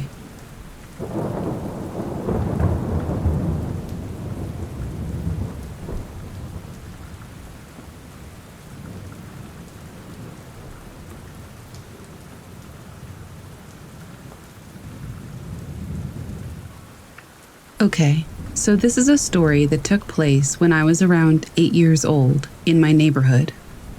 I was next door neighbors with my best friend, Alex. We both went to the same school and always hung out every day after school. One day, I was bringing my Nintendo 64 to his house so that we could play together. Once I got into his house, his uncle was there watching the television, so we couldn't use it. Today, I now know that he wasn't his uncle because my older sibling, who knew Alex's older sibling, told me that his parents rented out rooms to random people from their original hometown. So the uncle was just a random stranger from out of the country. He told us to go into his shed and search for an extra TV. So we opened the shed and started searching. We found an older television, but we couldn't use it. Then something started moving all the things around. We thought it was a rat, so at first we didn't mind. But then we heard laughter. Something so scary that I tried to leave, but Alex told me not to worry. We kept searching around for the laughter, and we eventually found this one doll that was around 2 feet tall. It was torn and battered, so we figured it was just broken. We just sat it down and decided to go hook up the television we'd found in his room. We played for a while until his uncle left the house for food, and his parents were at work, so we were home alone. We started hearing noises at the house, but figured it was nothing. But then, we heard the laughter. The doll was moving around the house carefully, which we saw through the small peek underneath the closed door. The doll was looking for something, which was probably us. We were both freaking out, but we knew we had to get away from the house. We opened the window and jumped out and ran toward my house. Somehow, the doll managed to look at us as we were running away through the window and just laugh. We stayed at my house all afternoon until his parents came home. Ever since that day, I've always had experiences, weird things at my friend's house, like having YouTube videos end abruptly and start playing other random things, like clown videos. I think it's a cereal commercial from the 70s. I ignored all of these weird signs for the rest of my childhood, and recently we met up for a while since departing to different high schools. Somehow the topic of the weird things was brought up, and I asked if he remembered all those things.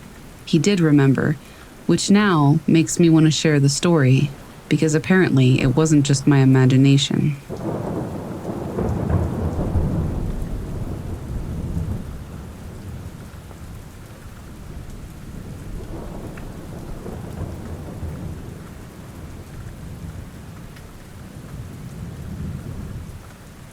This happened in 2018, in December, just before Christmas. 2 of my friends and I, we were 17 at the time, and a cousin of mine who was 15, were camping in the woods. It was on the property of one of the friends that had come along. We were there for 5 days, and pretty much did it all by ourselves, except for water. That we would hike back to the house to grab for the day, since it was pretty impractical to get water ourselves for 5 days. This region was relatively dry, with no water filters or anything like that. We'd lie down pretty early, which felt rather primitive, literally when the sun set. Every night we would hear boar around our tent, and steps, paranoia fueled it a lot, but we had a bow, 2 axes, and some big knives. One day, though, and I think this was either the last night or the second to last, we were just having a chat after dinner, like we would often do, and we hear a scream. It was pretty odd. It didn't sound human, but I have no clue what animal would be doing it either. I know a fair amount of our country's fauna. I've heard a lot of their screams, but this one was just different. The scream sounded like it had a build-up, not like a scream where you immediately hear the loudest part and then it dies off, but like it started low, got really intense, and then stopped. It sounded far enough, say 50 to 70 meters or so, but then it happens again, and again, and again. Now, suddenly, it's coming from almost all sides, and it was getting pretty close. It didn't sound super menacing, even though we were really scared, shooting my air gun with no rounds just to make a sound. It got to the point where the sound seemed like it was coming right to where the campfire couldn't shed light, just outside of what we could see. I remember that we had set up some traps for rabbits down the trail that day, so we gathered all the strength and courage that we could, and we went there. The bait was gone, but the traps were unarmed, and that was a stupid idea anyway. Rabbits don't scream like that. We had some pretty strong flashlights, but we couldn't see a thing. All of a sudden, the sounds just stopped, with no clear reason. It was the most terrifying experience I've ever had, and anytime somebody asks me for a scary story, I share this one. Also, where I live in Portugal, we don't have any cougars or anything like that typically screams. Maybe there's no explanation. I don't know. But all I know is that it terrified me, and I still think about it to this day.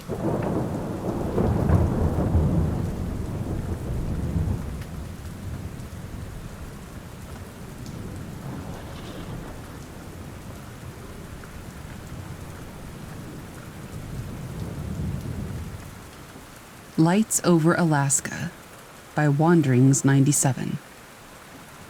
Alaska, with its vast wilderness and clear, dark skies, has always been a hot spot for UFO sightings, but nothing could have prepared me for my own encounter with the unknown in the Alaskan sky. It happened during a camping trip in a remote part of Alaska. I had always been drawn to the beauty and solitude of the wilderness. That night, as I settled into my tent, the sky was an absolute tapestry of stars, undisturbed by the city lights. Sometime past midnight, I was awakened by a strange humming sound. It was unlike anything I had heard before, a low, resonant frequency that seemed to vibrate through the ground. Curious and slightly unnerved, I unzipped my tent and stepped out into the chilly night air. The sight that greeted me was from another world. Above the tree line, a series of bright lights danced across the sky. They were vivid and multicolored, moving in patterns that defied explanation. They weren't like any aircraft lights I knew. They were silent, save for the strange hum, and moved with an agility that seemed impossible. I reached for my camera, but in my astonishment, I fumbled and dropped it. When I looked up again, the lights had formed a sort of formation, a geometric pattern that hovered motionlessly before suddenly zipping away at an impossible speed, vanishing into the night. The humming ceased, and the night was quiet once more, as if nothing had happened. I stood there for what felt like an eternity, trying to make sense of what I had just witnessed. It was then that I noticed the ground around me was covered in a thin layer of frost, despite it not being cold enough for frost to form naturally. In the days that followed, I asked around in the nearest town, and several locals had seen the lights too. Stories emerged of similar sightings in the area, some dating back years. Some believed them to be secret military tests. Others were convinced they were of extraterrestrial origin. I returned home with more questions than answers. The experience stayed with me, a constant source of wonder and speculation. I began researching UFO sightings and found that Alaska has a rich history of such events, with numerous documented cases and eyewitness accounts. To this day, I can't explain what I saw that night, whether it was a natural phenomenon, something man-made, or truly from another world. But whatever it was, it opened my eyes to something else, and for that, I'm grateful.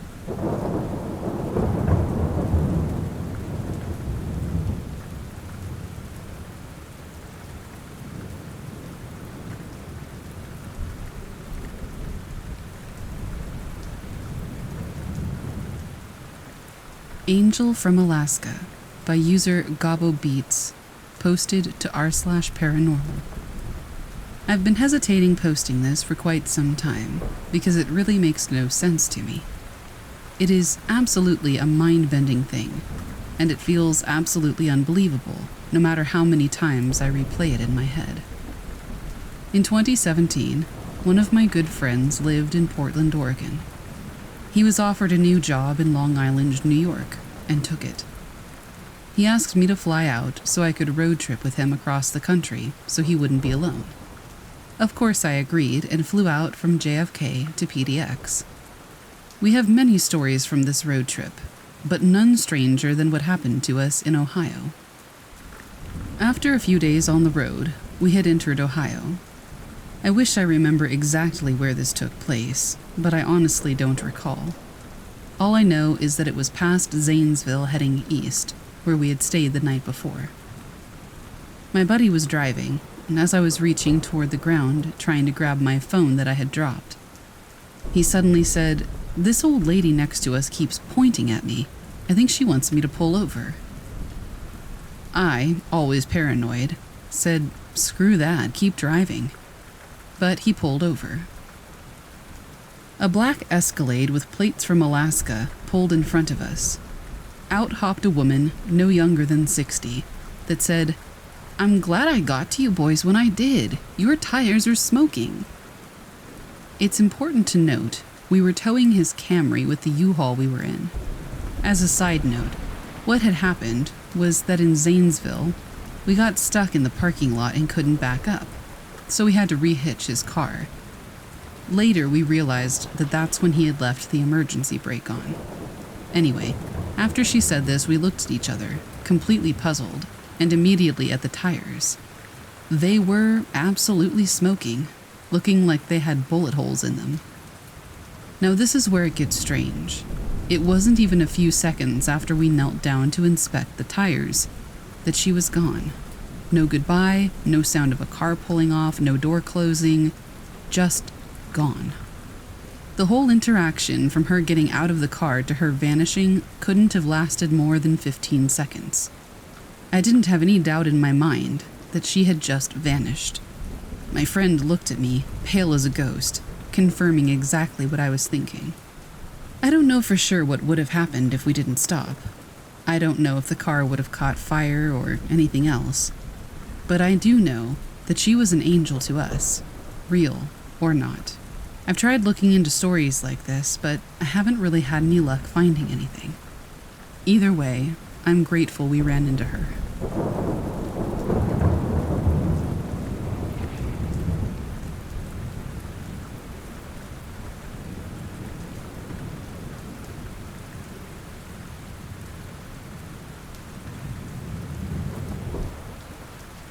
So I'll keep this kind of brief, as I know talking about these creatures is somewhat dangerous. My hometown is small and remote, and we had a Native American reservation a few minutes out of town. I was close to a lot of those people, mostly the teenagers and children, as they shared extracurricular activities through the school, so I grew pretty accustomed to their beliefs. Now, I moved pretty far away right before I started high school, but I visited somewhat frequently, as I still had family there. My grandmother owned a camp on a small lake. It was very quaint and nice to spend time there. However, as soon as it became dark out, things felt very different. On one side, we had neighbors for miles. On the other, it was dense woods. My cousins, one a year older and one a year younger than me, and I had always found these woods creepy. We visited now and then, but always became very uncomfortable and soon left. One night, I was traveling back home down south with my cousins and my aunt. These were very remote lake roads, inhabited by very, very few.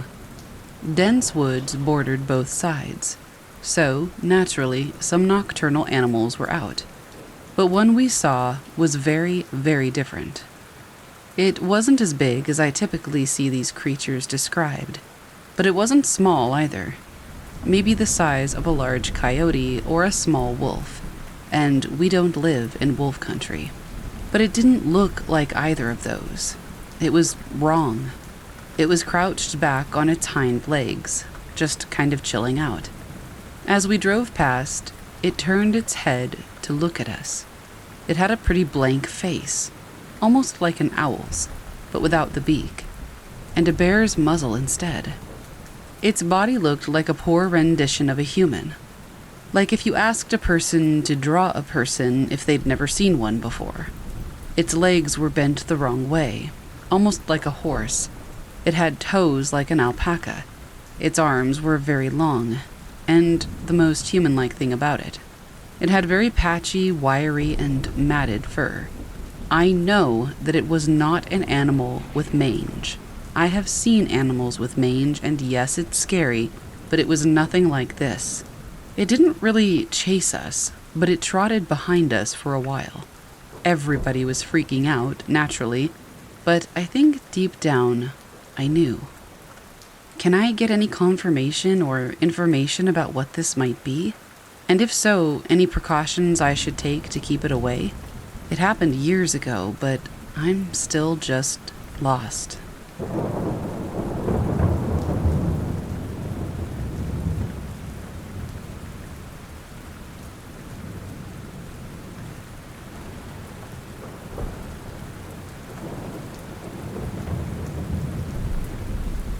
My hometown is small and remote, and we had a Native American reservation a few minutes outside of town. I was close to a lot of the people that lived there, mostly the teenagers and children, as they shared extracurricular activities through the school, so I grew pretty accustomed to their beliefs. Now, I moved pretty far away right before I started high school, but I visited somewhat frequently, as I still had family there. My grandmother owned a camp on a small lake. It was very quaint and nice to spend time there. However, as soon as it became dark out, things felt very different. On one side, we had neighbors for miles. On the other, it was dense woods. My cousins and I, one a year older and one a year younger, had always found those woods creepy. We visited now and then, but always became very uncomfortable and soon left. One night, I was traveling back home down south with my cousins and my aunt. These were very remote lake roads, inhabited by very, very few. Dense woods bordered both sides, so, naturally, some nocturnal animals were out. But one that we saw was very different. It wasn't as big as I typically see these creatures described, but it wasn't small either. Maybe the size of a large coyote or a small wolf. And we don't live in wolf country, by the way. But it didn't look like either of those. It was crouched back on its hind legs, just kind of chilling out. As we drove past, it turned its head to look at us. It had a pretty blank face, almost like an owl's, but without the beak, and a bear's muzzle instead. Its body looked like a poor rendition of a human, like if you asked someone to draw a person but they had never seen one before. Its legs bent the wrong way, like a horse almost. It had toes like an alpaca. Its arms were very long, and frankly, it was the most human thing about it. It had very patchy, wiry, matted fur. Now, I know it wasn't an animal with mange. I've seen many animals with mange, And yes, it's scary, but it was nothing like this thing. It didn't necessarily chase us, but it trotted behind us for a while. Everybody was freaking out, naturally. But I think deep down, I knew. Can I get any confirmation or information about what this might have been? And if so, are there any precautions I should take to keep this thing away? It happened years ago, but I'm still lost.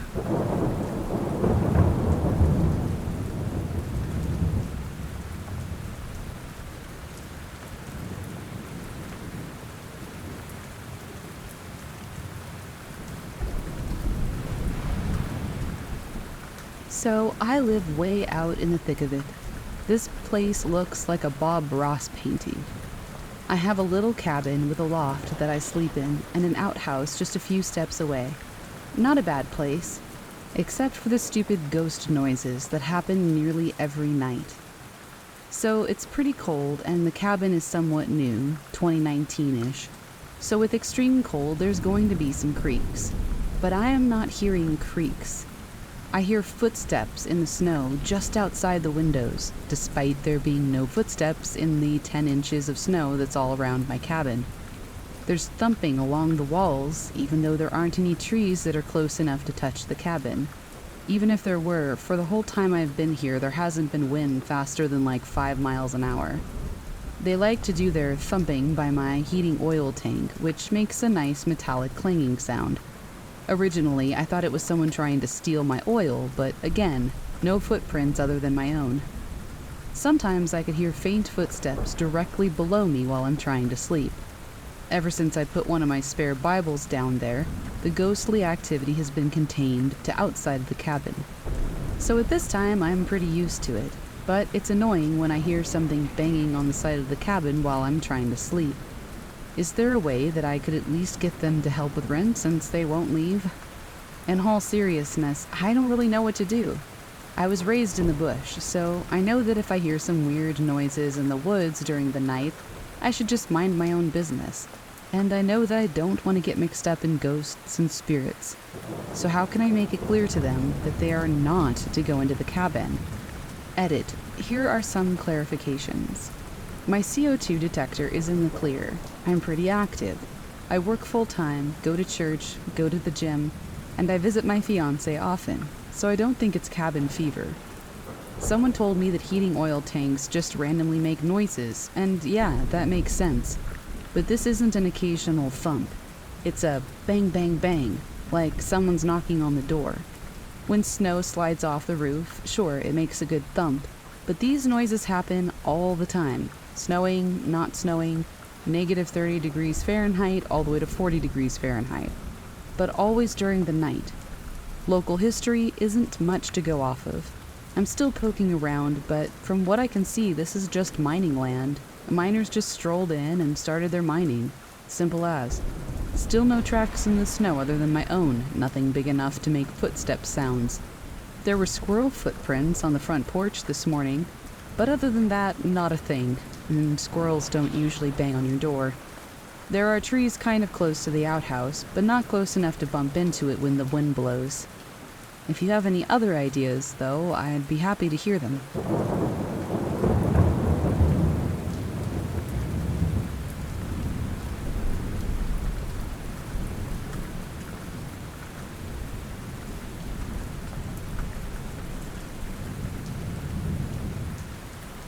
I think I had an experience with a skinwalker or its kin. I wonder how far their territory ranges.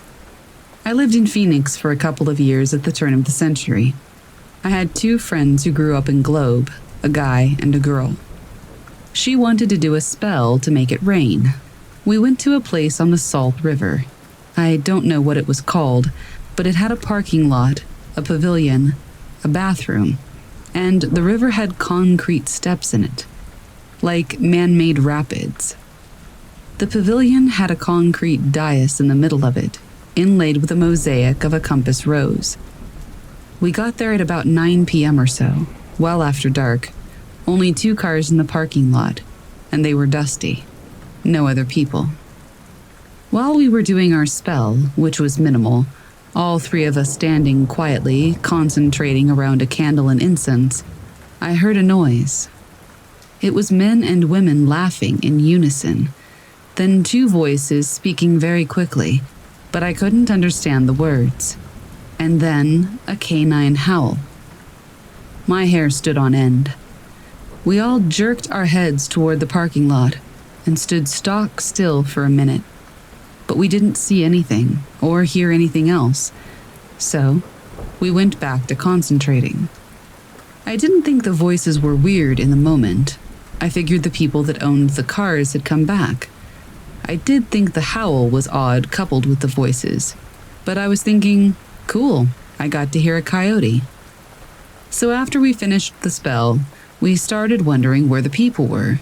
And as we started talking, we realized that of the three of us, the girl had heard the speaking voices, the guy had heard the laughing, but I was the only one who had heard both, or the howl. When I told them what I'd heard, they both got really pale. Their whole demeanor changed to alarm, and they said, "We have to get out of here, right now." I said, "Okay, but I have to pee first." They were very upset by this, but the bathroom was right by us. I went, but they were banging on the door in total panic after I'd been in there 30 seconds. I thought they were being overly dramatic. So we made it to the car, and they're acting like we're in a horror movie. We left without further incident. After we got on the road, I asked them why they were so upset. They said that there were things that lived out there that I didn't want to know about. Apparently, people who live in Globe have to deal with this kind of thing a lot, based on more stories the guy told me about living there. He never mentioned the word skinwalker, though. I read about them later, and finally understood why they were so scared that night.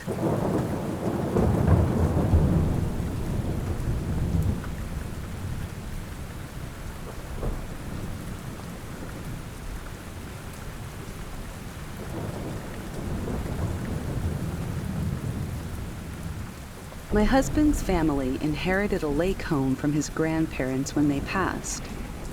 His grandparents, he called them Mama and Papa, built the home, but neither died there. In an effort to keep the house, my in-laws began flipping it so that they could rent it out via Verbo. My mother-in-law and sister-in-law both claimed that they started to have weird things happen, but nobody really believed them. I always felt uncomfortable late at night walking around to go to the bathroom, but I chalked it up to it just being dark, and there's this wall of windows overlooking the lake. At night, the lake is usually covered with mist, so it's beautiful and spooky. My mother-in-law claims that she's felt an impression on the bed. A renter has said that he saw the shadow of a man outside the sliding glass doors to the bedroom.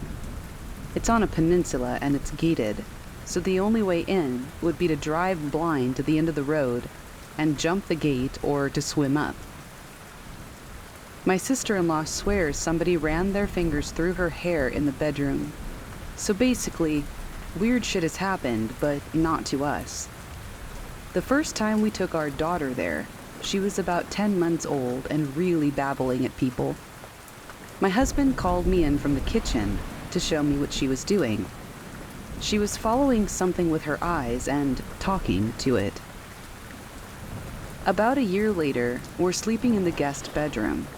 She's in a pack and play, which is like a portable crib, when I hear her saying, "No, no, no, Papa. No, no, Papa," in a scared little voice. My husband's dad also goes by Papa and looks a lot like his dad, so the whole thing was creepy. I shook my husband to go and get her, but by the time he got up, she was already laying back down. My husband is 100% a skeptic, and he laughed at me for thinking that she may have seen his grandpa. But 2 months ago, we went back to visit. This time, my daughter slept in one bed with me, and he slept in the other. His mom and sister had mentioned hearing things rattling and knocking around the house. We all kind of laughed at them.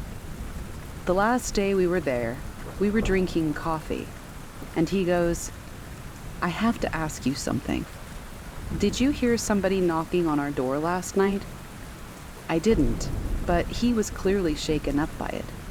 He said that he opened the door, thinking that it was his dad or sister, but there was nobody there. That pretty much solidified to me that my daughter had definitely been seeing things.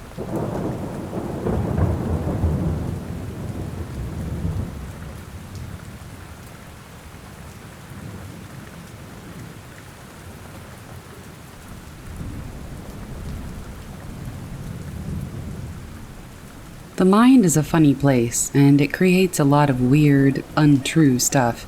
Here are two related true stories or dreams that have stuck with me for more than a decade, vivid enough that I flip-flop in my mind whether they were even real today.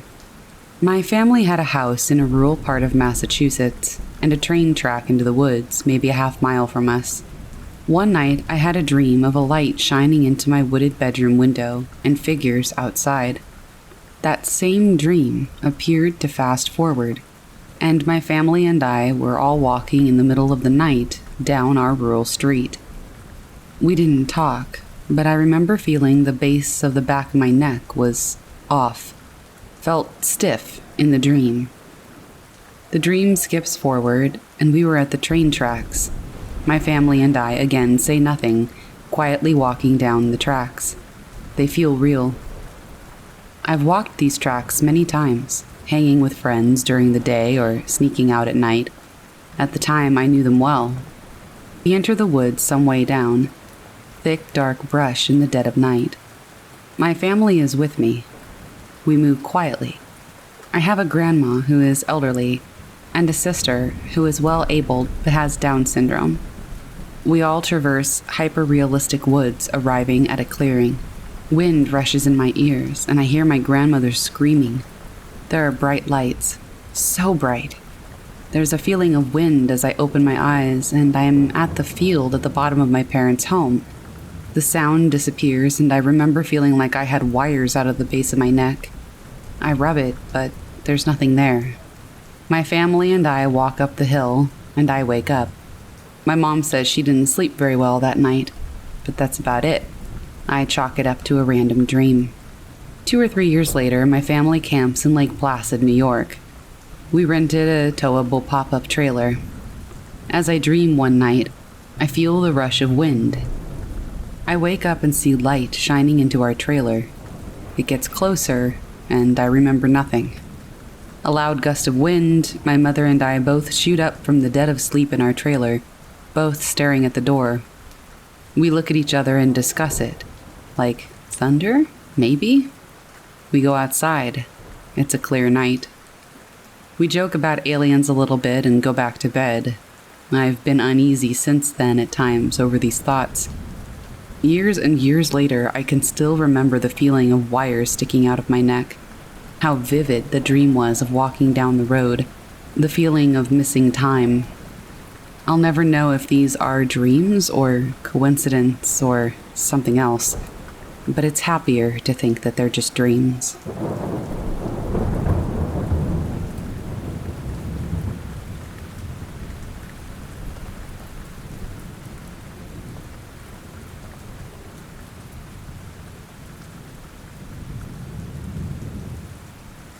Doppelganger or Dimensional Rib by Marching Mike. Posted to r/paranormal. A few years ago, my family decided to host my cousin's sweet 16 birthday party at a local church, renting out the event room.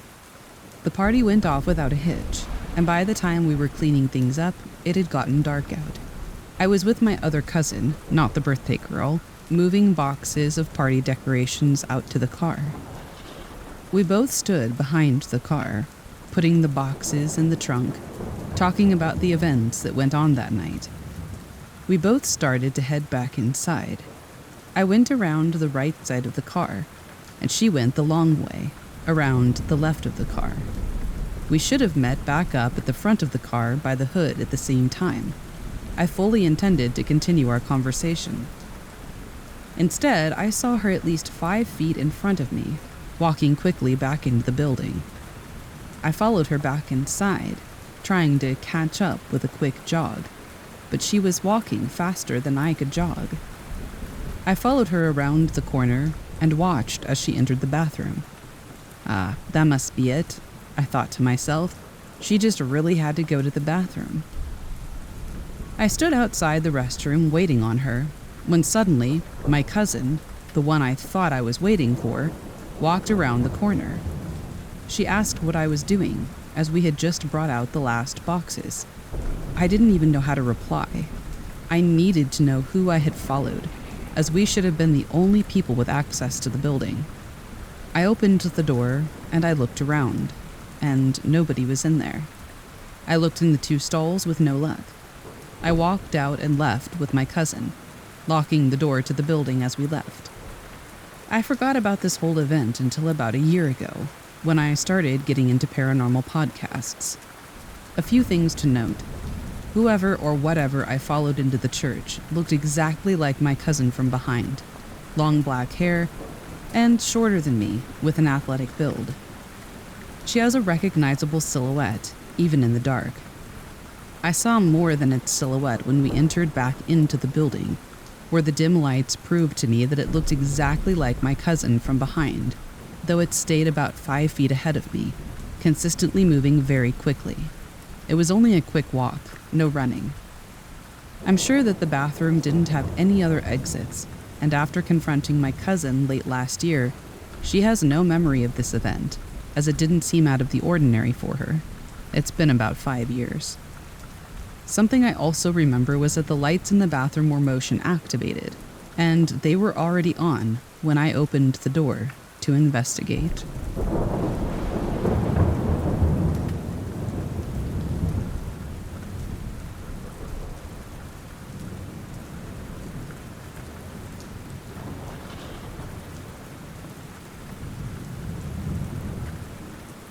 The Haunted Outback Station by Outback Packer 93. I've traveled through the Australian outback several times, but my last journey left me with an experience that still haunts my dreams. It happened near an abandoned sheep station, a place where the sunsets paint the sky in fiery hues, and the nights are as dark as pitch. I was on a solo road trip, following a dusty trail that cut through the heart of the outback. I planned to camp near this old sheep station that I'd heard about from a local in town. They said it was abandoned decades ago, left to the mercy of time and the harsh outback elements. I arrived at the station as the sun began to dip lower, just below the horizon. The place was a crumbling relic, its once busy yards now overtaken by the wild. I set up camp, cooked a simple meal, and settled in for the night. As twilight deepened, I noticed something odd. There was a figure standing near the old water tank, a silhouette barely discernible in the fading light. Thinking it must just be another traveler or a local, I called out a greeting. No response. The figure just stood there, motionless. Curiosity overcame me, and I grabbed my flashlight, heading toward the figure. As I got closer, the air grew inexplicably colder, a chill that seeped into my bones. The figure became clearer. It was a man, dressed in what looked like old-fashioned shepherding garb, his face obscured by the shadow of his hat. I stopped a few meters away, unsure of what to say or do. Then, the figure slowly lifted its head, and I saw its face, or rather, the lack of it. Where features should have been, there was only an empty void, a darkness deeper than the night around us. Fear gripped me, rooting me to the spot. The figure took a step forward, and as it did, it began to fade, becoming more and more translucent until it vanished altogether, leaving nothing but the cold night air and a lingering sense of dread. Obviously, I didn't sleep that night. Every sound seemed amplified, every shadow a potential specter. As soon as the first light of dawn broke over the horizon, I packed up and left, not stopping until I reached the bustle of a nearby town. Later, I learned that the station had a tragic past. Decades ago, a young shepherd had vanished while out in the fields. His body was never found, and it was said that his spirit still wandered the outback, forever bound to the land he once tended.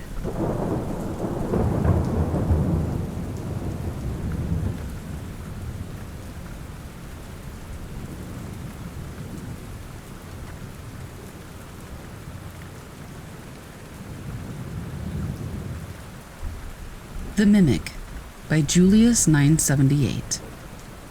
My friends, Mark, Pablo, Tyler, and I had planned this backpacking trip in the Colorado wilderness for months. As experienced campers, we were excited to explore the remote trails and rugged beauty of the area. Little did we know our adventure would turn into a chilling encounter that we would never forget. The first odd occurrence was with Tyler. He wandered off a short distance to gather firewood, but returned pale and shaken. He claimed that he heard Mark calling him deeper into the woods, but Mark had been with Pablo and me the whole time. We laughed it off, thinking Tyler was just hearing things and scaring himself. The next day, it was Mark who got separated. He had gone to check our trail map by a nearby stream. When he returned, he was visibly disturbed, insisting that he had heard Pablo's voice beckoning him into a dense part of the forest, away from the stream. This was impossible, since Pablo had been fixing his boot at the campsite.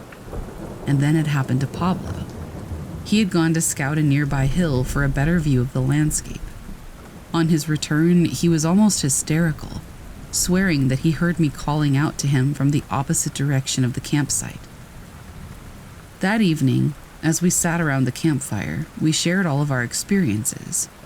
And that's when it kind of dawned on us. There was something in the woods mimicking our voices, trying one by one to lure each of us away from the others. The atmosphere grew tense.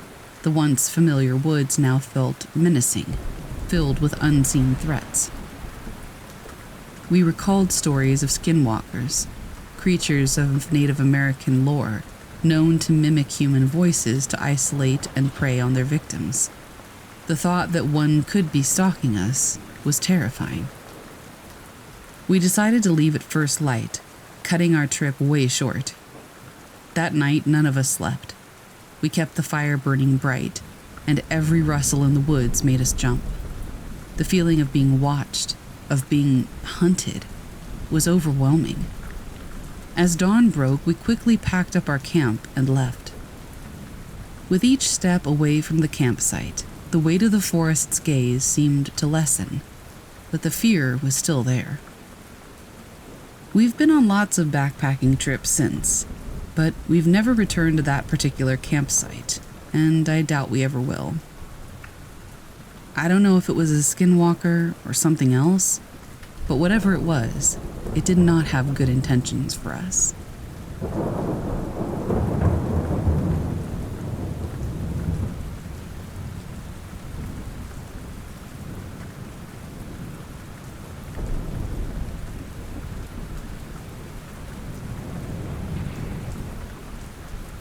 Over the years, several friends and I have experienced an odd phenomenon while traveling around the state.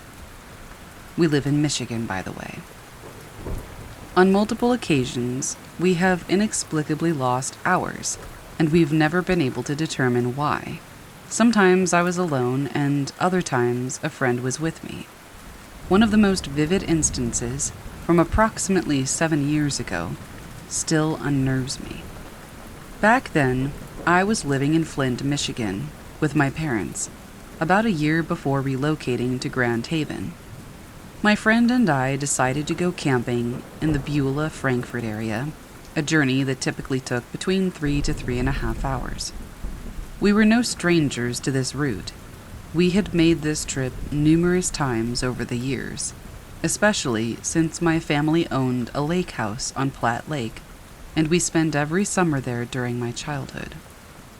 Wanting to maximize our time, we left Flint at 3 in the morning, hoping to get in some early morning fly fishing upon our arrival.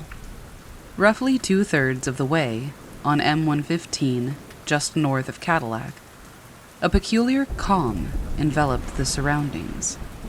Now, M115 runs through a national forest, so tranquility is the norm. But this calm was different. It was almost eerie. The early morning sun began to cast its first light, slowly illuminating the surroundings. Before we knew it, we were nearing the US 31 intersection in Benzonia. A glance at the car's clock showed 12 p.m., a detail my friend also observed. Doubting the car's clock, I checked my cell phone, which confirmed the time. Even a bank sign we passed displayed the same. The reality was hard to grasp. We had anticipated our arrival around 6 to 6:30 a.m., but here we were, 6 hours behind schedule. Fatigue wasn't to blame. I had had ample sleep the previous day, and with over 120,000 miles driven annually, I was accustomed to long hauls. Plus, both of us were well acquainted with the route. Our gas tank was still nearly full, indicating we hadn't just been driving aimlessly. Checking our credit card statements later, we found no gas charges during the missing hours. The truck's mileage aligned for the expected distance of our trip. What's most baffling is how seamless the time loss felt. We had no memory of any extended stops or detours. Our journey, by all accounts, felt typical in duration, but the clocks told a different story.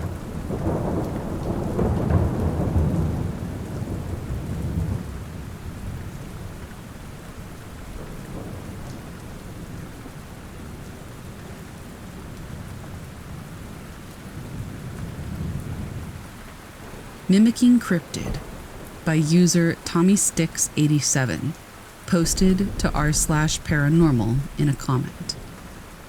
My story is a little boring, but it just happened to me on Wednesday, so here you go.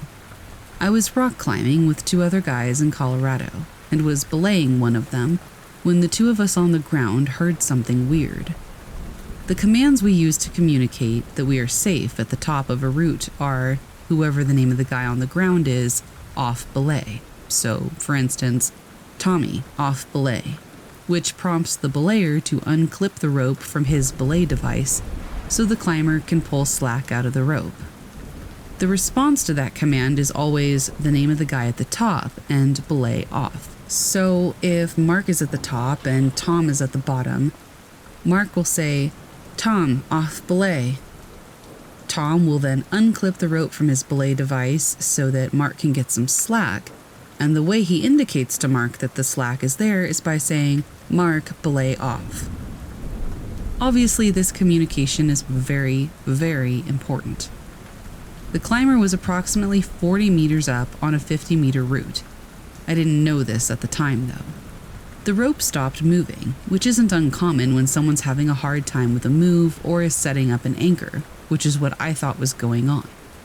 And then we heard it.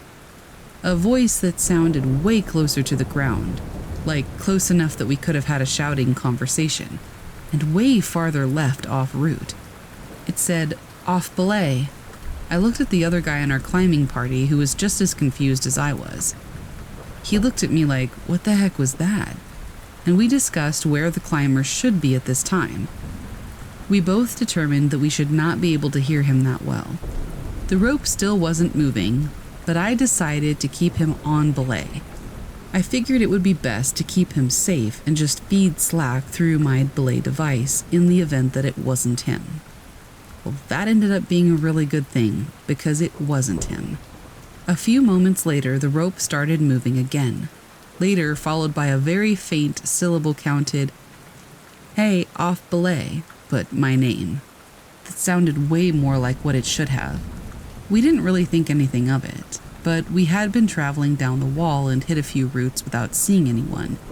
We also had a friend just a few months ago that burned in on a route when someone took him off belay when he wasn't safe. I remember seeing a video of a hiker or rancher or something walking down the road when he heard this voice of a woman calling him off the road.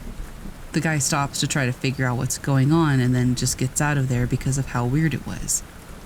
Maybe it was nothing, but at the same time, if I had listened to that voice, it could have ended really badly.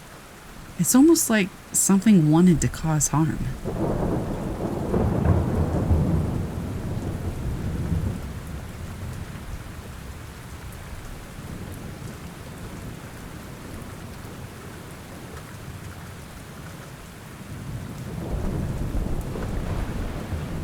Over the course of 2 years, I've had weird dreams about a very specific creature lurking in the attic.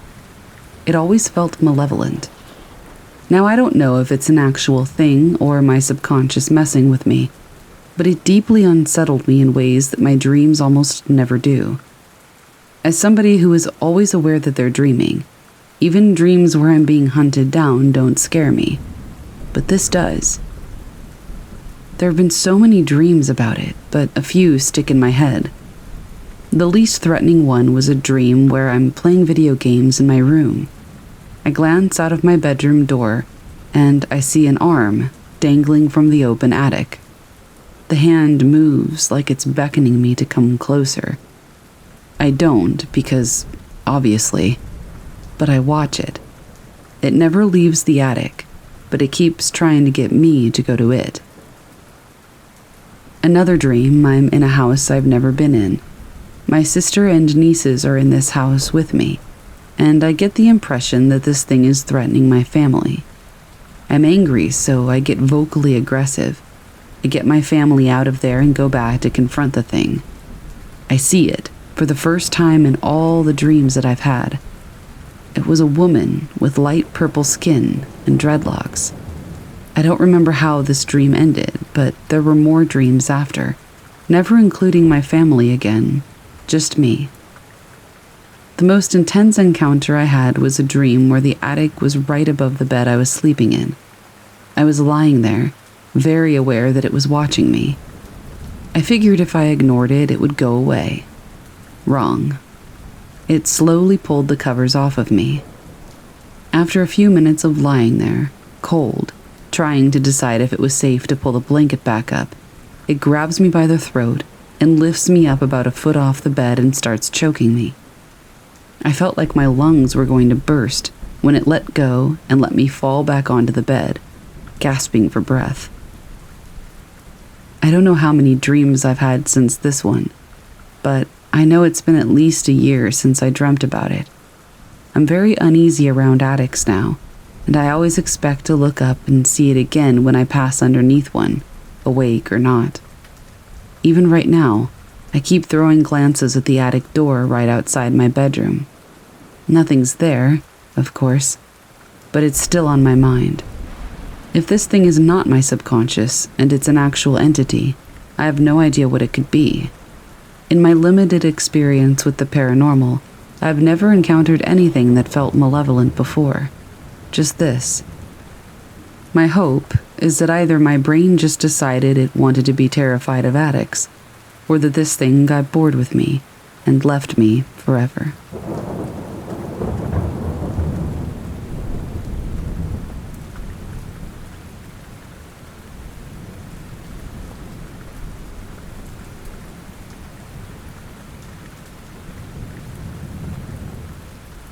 Autumn in Sleepy Hollow carries a distinct chill, a foreboding promise of what's to come. The leaves rustle underfoot, and the air grows crisp as the sun dips below the horizon. It was on such an evening that I found myself walking along the winding roads of this eerie town, shrouded in legends and whispered tales. The moon hung low, casting long shadows as I followed the path that led me to the bridge crossing the Pocantico River. It was there that I first heard the ominous sound of hooves approaching, distant but unmistakable. The night seemed to hold its breath as the echoes drew nearer, and I found myself transfixed. The creature of folklore, the headless horseman, was said to roam these very roads. I'd heard the stories, of course, but like any sensible person, I had dismissed them as mere tales spun to entertain and frighten. But as the thunderous hoofbeats grew louder, doubt gnawed at me. Suddenly, He emerged from the shadows, a monstrous silhouette atop a black steed. I could feel the ground tremble with each pounding step as the horseman drew closer. His form was indistinct, obscured by the inky blackness of the night. What struck terror into my very soul was the absence where a head should be. A fiery pumpkin perched upon his shoulders, its ghastly grin casting an eerie glow upon the surroundings. The sight of it, hovering in midair, seemed unnatural, like some unholy magic brought to life. In that brief moment, I understood the stories were no mere flights of fancy. I dared not move for fear of drawing the horseman's attention. The legend spoke of his penchant for seeking vengeance, and I had no intention of being the object of his ire. Instead, I stood there, rooted to the spot, my heart pounding in my chest as he thundered past me, the malevolent specter of Sleepy Hollow.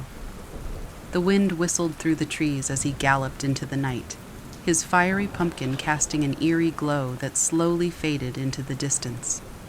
I watched until the last vestiges of the headless horseman disappeared, leaving behind an unsettling silence. I cannot explain what I witnessed that night, nor do I wish to. But this much I know: the legends of Sleepy Hollow are not to be taken lightly. The headless horseman is no mere tale to be dismissed. He is a presence that lingers in the shadows, a reminder that some mysteries are better left unsolved. And as I stood there in the moonlit darkness, I couldn't help but wonder if there were other creatures, equally as sinister, lurking in the obscure corners of this world. In Sleepy Hollow, the line between folklore and reality had blurred, leaving me with a chilling uncertainty that would haunt me for the rest of my days.